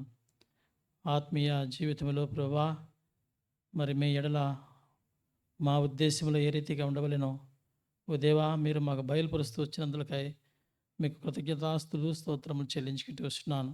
నిజమే ప్రభా, దౌర్భాగ్యుడను దుష్టుడైనటువంటి నన్ను దేవా మీ స్వరక్తమిచ్చి కొని ప్రభా మీ మందిర ఆవరణలో నన్ను చేర్చిందులకై మీకు వందనాలు చెల్లించుకుంటూ వస్తున్నాను. దేవా మీ దాసుని ద్వారా ఈ యొక్క స్థలంలో మీరు ఏర్పాటు చేసినటువంటి ఆ మందిరం కొరకాయ మీకు వందనాలు చెల్లించుకుంటూ వస్తున్నాను. ఓ దేవా నా తండ్రి, ఆనాటి నుండి 1998 సంవత్సరం నుండి నాయన ప్రభా మీరు జరిగిస్తూ వచ్చినటువంటి పరిచర్య కొరకాయ మీకు స్తోత్రాలు చెల్లించుకుంటూ వస్తున్నాను. దేవా అనేకులు నాయన మందిర ఆవరణకు తీసుకుని వచ్చి ప్రభా చుట్టుపక్కల ఉన్నటువంటి అనేక మంది ప్రజలకు ఓ దేవా మీ వెలుగును ప్రసరింపచేసిన ఆయన ఆ వెలుగులో నాయన శ్రేష్టమైనటువంటి జీవాన్ని వారికి బయలుపరుస్తూ మీ దాసుల ద్వారా బయలుపరుస్తూ ప్రభా తండ్రి వారిని మీరు ఆహ్వానించినందుకై ప్రభావాన్ని ఆకర్షించినందుకై మీకు స్తోత్రాలు చెల్లించుకుంటూ వస్తున్నాను నాయన. ఆత్మీయ జీవితంలో ప్రభా ఇంతవరకు నాయన మీరు కాచి భద్రపరిచినందుకై మీకు స్తోత్రాలు చెల్లించుకుంటూ వస్తున్నాను నాయన. 26 సంవత్సరములు గతించి ప్రభా తిరిగి నూతనముగా 27వ సంవత్సరంలోనికి అడుగు పెట్టడానికి మీరు ఇచ్చినటువంటి శ్రేష్టమైనటువంటి కృపను బట్టి శ్రేష్టమైనటువంటి అనుభవం బట్టి నాయన మీకు వందనాలు స్తోత్రాలు చెల్లించుకుంటూ వస్తున్నాను నాయన. ఓ దేవా ఇది మీ శ్రేష్టమైనటువంటి సమయం. ఈ సమయంలో ప్రభా మేమందరం కూడా చేరి నాయన మీ పాదాల చెంత చేరి రాజా మీ పాదాలను ముద్దాడుతూ ప్రభా ఓ దేవా నాయన మీ వైపు చూస్తూ తండ్రి మీకు వందనాలు స్తోత్రాలు చెల్లించుకుంటూ వస్తున్నాను నాయన. తండ్రి మీ దాసుల్ని ప్రభా మా మధ్యగా రప్పించి తండ్రి వారితో మాట్లాడుతూ వస్తున్నటువంటి మీ అమూల్యమైనటువంటి శ్రేష్టమైనటువంటి శక్తి కలిగినటువంటి నామమునకు శక్తి కలిగినటువంటి మాటలను బట్టి మీకు వందనాలు స్తోత్రాలు చెల్లించుకుంటూ వస్తున్నాను నాయన. పరిశుద్ధాత్మ తాకిడి ద్వారా మమ్మల్ని ఆవరిస్తూ ప్రభా మమ్మల్ని స్థిరపరుస్తూ ప్రభా మమ్మల్ని బలపరుస్తూ ప్రభా మమ్మల్ని ఆశీర్వదిస్తూ వస్తున్నందుకై మీకు ఎంతో వందనాలు స్తోత్రాలు చెల్లించుకుంటూ వస్తున్నాను నాయన. ఏ రీతిగా జరగబడుతున్న పరిచర్యను ఇంకా ముద్రించి నాయన మీరు ఆశీర్వదించి ఫలింపులోకి తీసుకురమ్మని వేడుకుంటూ నాకు ఇచ్చినటువంటి సమయం కొరకు మేము స్తుతిస్తూ కనపరుస్తూ యేసుక్రీస్తు యొక్క ఉన్నతమైన శ్రేష్టమైన నామములో స్తుతించి ప్రార్థించి స్తుతులు చెల్లించుకుంటున్నాను తండ్రి. ఆమేన్. సిస్టర్స్లో ఒకరు ఆరాధించండి.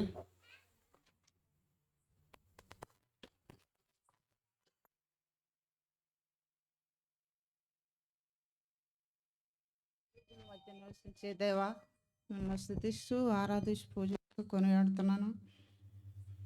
ఈ దాసుల్ని మా మధ్యకి నడిపించినందుకే మిమ్మల్ని స్థుతిస్తూ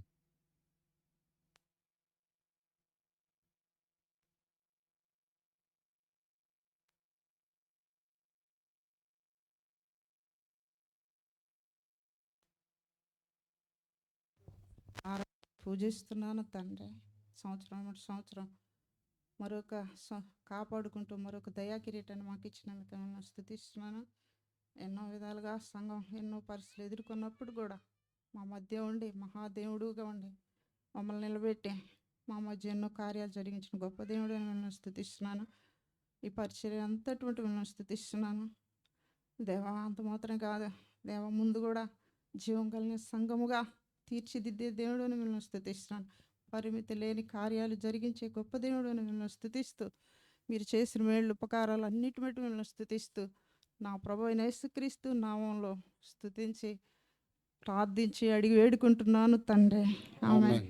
ప్రేమ కలిగిన తండ్రి, ఇది బిడలంగా ఈ సన్నిధిలో చేరి రావడానికి కృపించారు. ఇంతవరకు మీ దాస్తుల ద్వారా మీరు మాట్లాడుతూ వచ్చిన మీ మాటలను బట్టి స్తుతులు. హెర్మోన్లో ఉన్న మీ స్వరక్తం ఇచ్చి సంపాదించిన మీ సంఘం వారే నిజమైన దేవాలయమని మీరు మాట్లాడుతూ వచ్చారు దేవా. ఈరోజు మీ దేవాలయంగా మమ్మల్ని చేసుకున్నారు. దాని కొరకే మీరు ఎంతో క్రయం చెల్లించి మమ్మల్ని కొనుక్కొని మీ సొత్తుగా చేసుకున్నారు. మీకు స్తోత్రాలు. ఈ దేహంతో మిమ్మల్ని మహింపరచడానికి సహాయం చేయండి. మా ద్వారా హెర్మోన్లో ఉన్న నీ బిడ్డల ద్వారా నీ నామం మహిమపరచబడాలా ప్రభువా. పోయినటువంటి మహిమ తిరిగి రావాలి.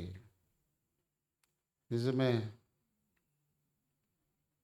మహిమ వెడలిపోయింది.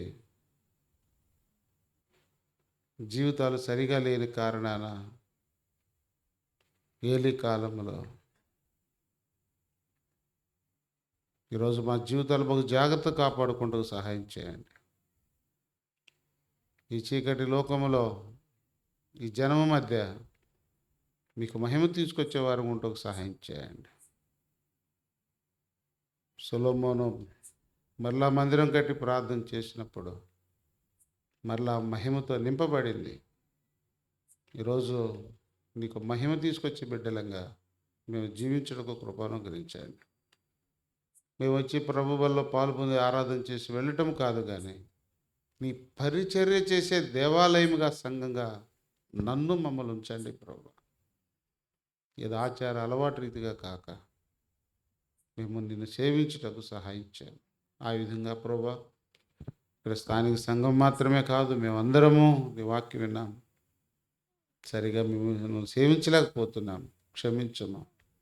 సమయం కొద్దిగా ఉంది, పరిస్థితులు వేరుగున్నాయి ప్రభా. నిన్ను బలంగా సేవించుట కొరకు నన్ను మమ్మల్ని సిద్ధపరచండి. చెప్పబడిన మాటలు మీరు ముద్రించండి. స్థానిక సంఘాన్ని మీరు దీవించము. అట్లాగే ఓబేదు, గ్రేస్ వారి బిడ్డలిద్దరు బట్టి స్తోత్రాలు. ఇక్కడ నుండి మీరు సేవిస్తూ ఉంటుండగా ఇంకా మీ శక్తి చేత, మీ ఆత్మ చేత వారిని నింపి మీరు బలపరిచి మీరు వాడుకోనండి. అట్లాగే స్థానిక సంఘం విశ్వాసులు, బాధ్యత కలిగిన సహోదరులు బట్టి మీకు స్తోత్రాలు. బలముగా నిన్ను సేవించడం కొరకు మీరు సహాయం చేయండి. రాగలిగిన అన్ని బిడ్డలందరూ బట్టి స్తుతులు. ఆయా ప్రదేశాల నుంచి వచ్చిన విశ్వాసులు, అట్లాగే దైవ సేవకులు, సేవకురాండ్రను బట్టి మీకు స్తోత్రాలు. తిరిగి వెళ్ళాలి, క్షేమకరం ప్రయాణం మీరు దయచేయండి. బెరాకా నుంచి కూడా మీ దాసును తీసుకొచ్చి మీరు వాడుకున్నందుకు స్తోత్రాలు. మీ దాసును కూడా దీవించండి. మీ దాసులు వారి బిడ్డలు, వారి పరిచయను, సంఘాన్ని మీరు ఆస్వాదించండి. అనుబంధ సంఘాలు, మీ బిడ్డలందరినీ మీరు దీవించండి. మాకు ఇచ్చిన మంచి సమయం, సహవాసాన్ని బట్టి మిమ్మల్ని స్తుతిస్తూ మీ దేవుని మీ ఆశీర్వాదం కోరచ్చు. యేసుక్రీస్తు నామమున ప్రార్థించి వేడుకొంచున్నాం తండ్రి, ఆమేన్. దయచేసి ఒక్క నిమిషం కూర్చోండి.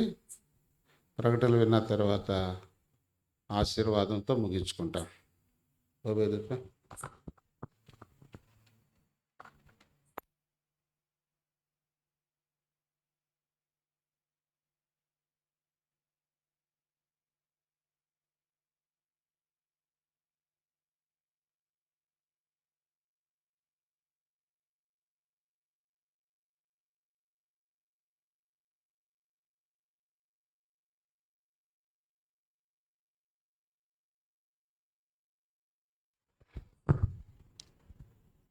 సాయంకాలం ఈ కూడికి వచ్చిన మరి వార్షికోత్సవ స్తుతి కూడికి వచ్చినటువంటి మీ అందరికీ కూడా యేసుక్రీస్తు వారి ప్రశస్తమైన నామములో మరి హృదయపూర్వకమైనటువంటి వందనాలు, శుభాలు తెలియజేసుకుంటా ఉన్నాం.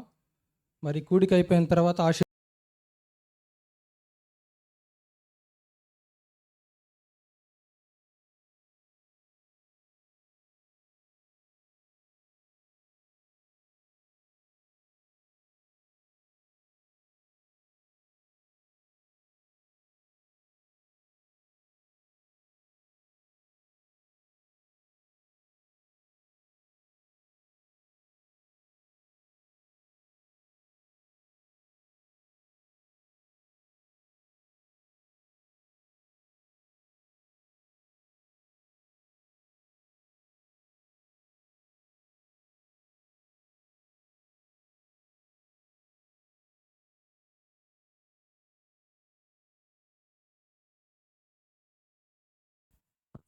దయచేసి హోరేబోళ్ళు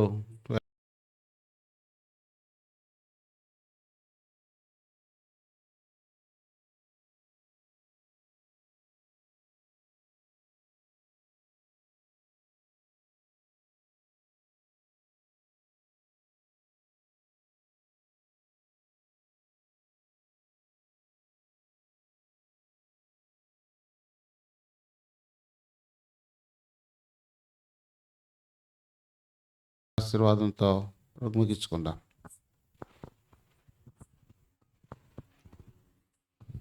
మన తండ్రి అయిన దేవుని ప్రేమ, ప్రభువైన యేసుక్రీస్తు వారి కృప, పరిశుద్ధాత్మ యొక్క అన్యోన్య సహవాసం మనకును ఆయన బిడ్డలైన వారందరికీ, మరి విశేషంగా హెర్మోన్లో ఉన్న వారికి సదాకాలం తోడేండి నడిపించునుగాక. ఆమేన్.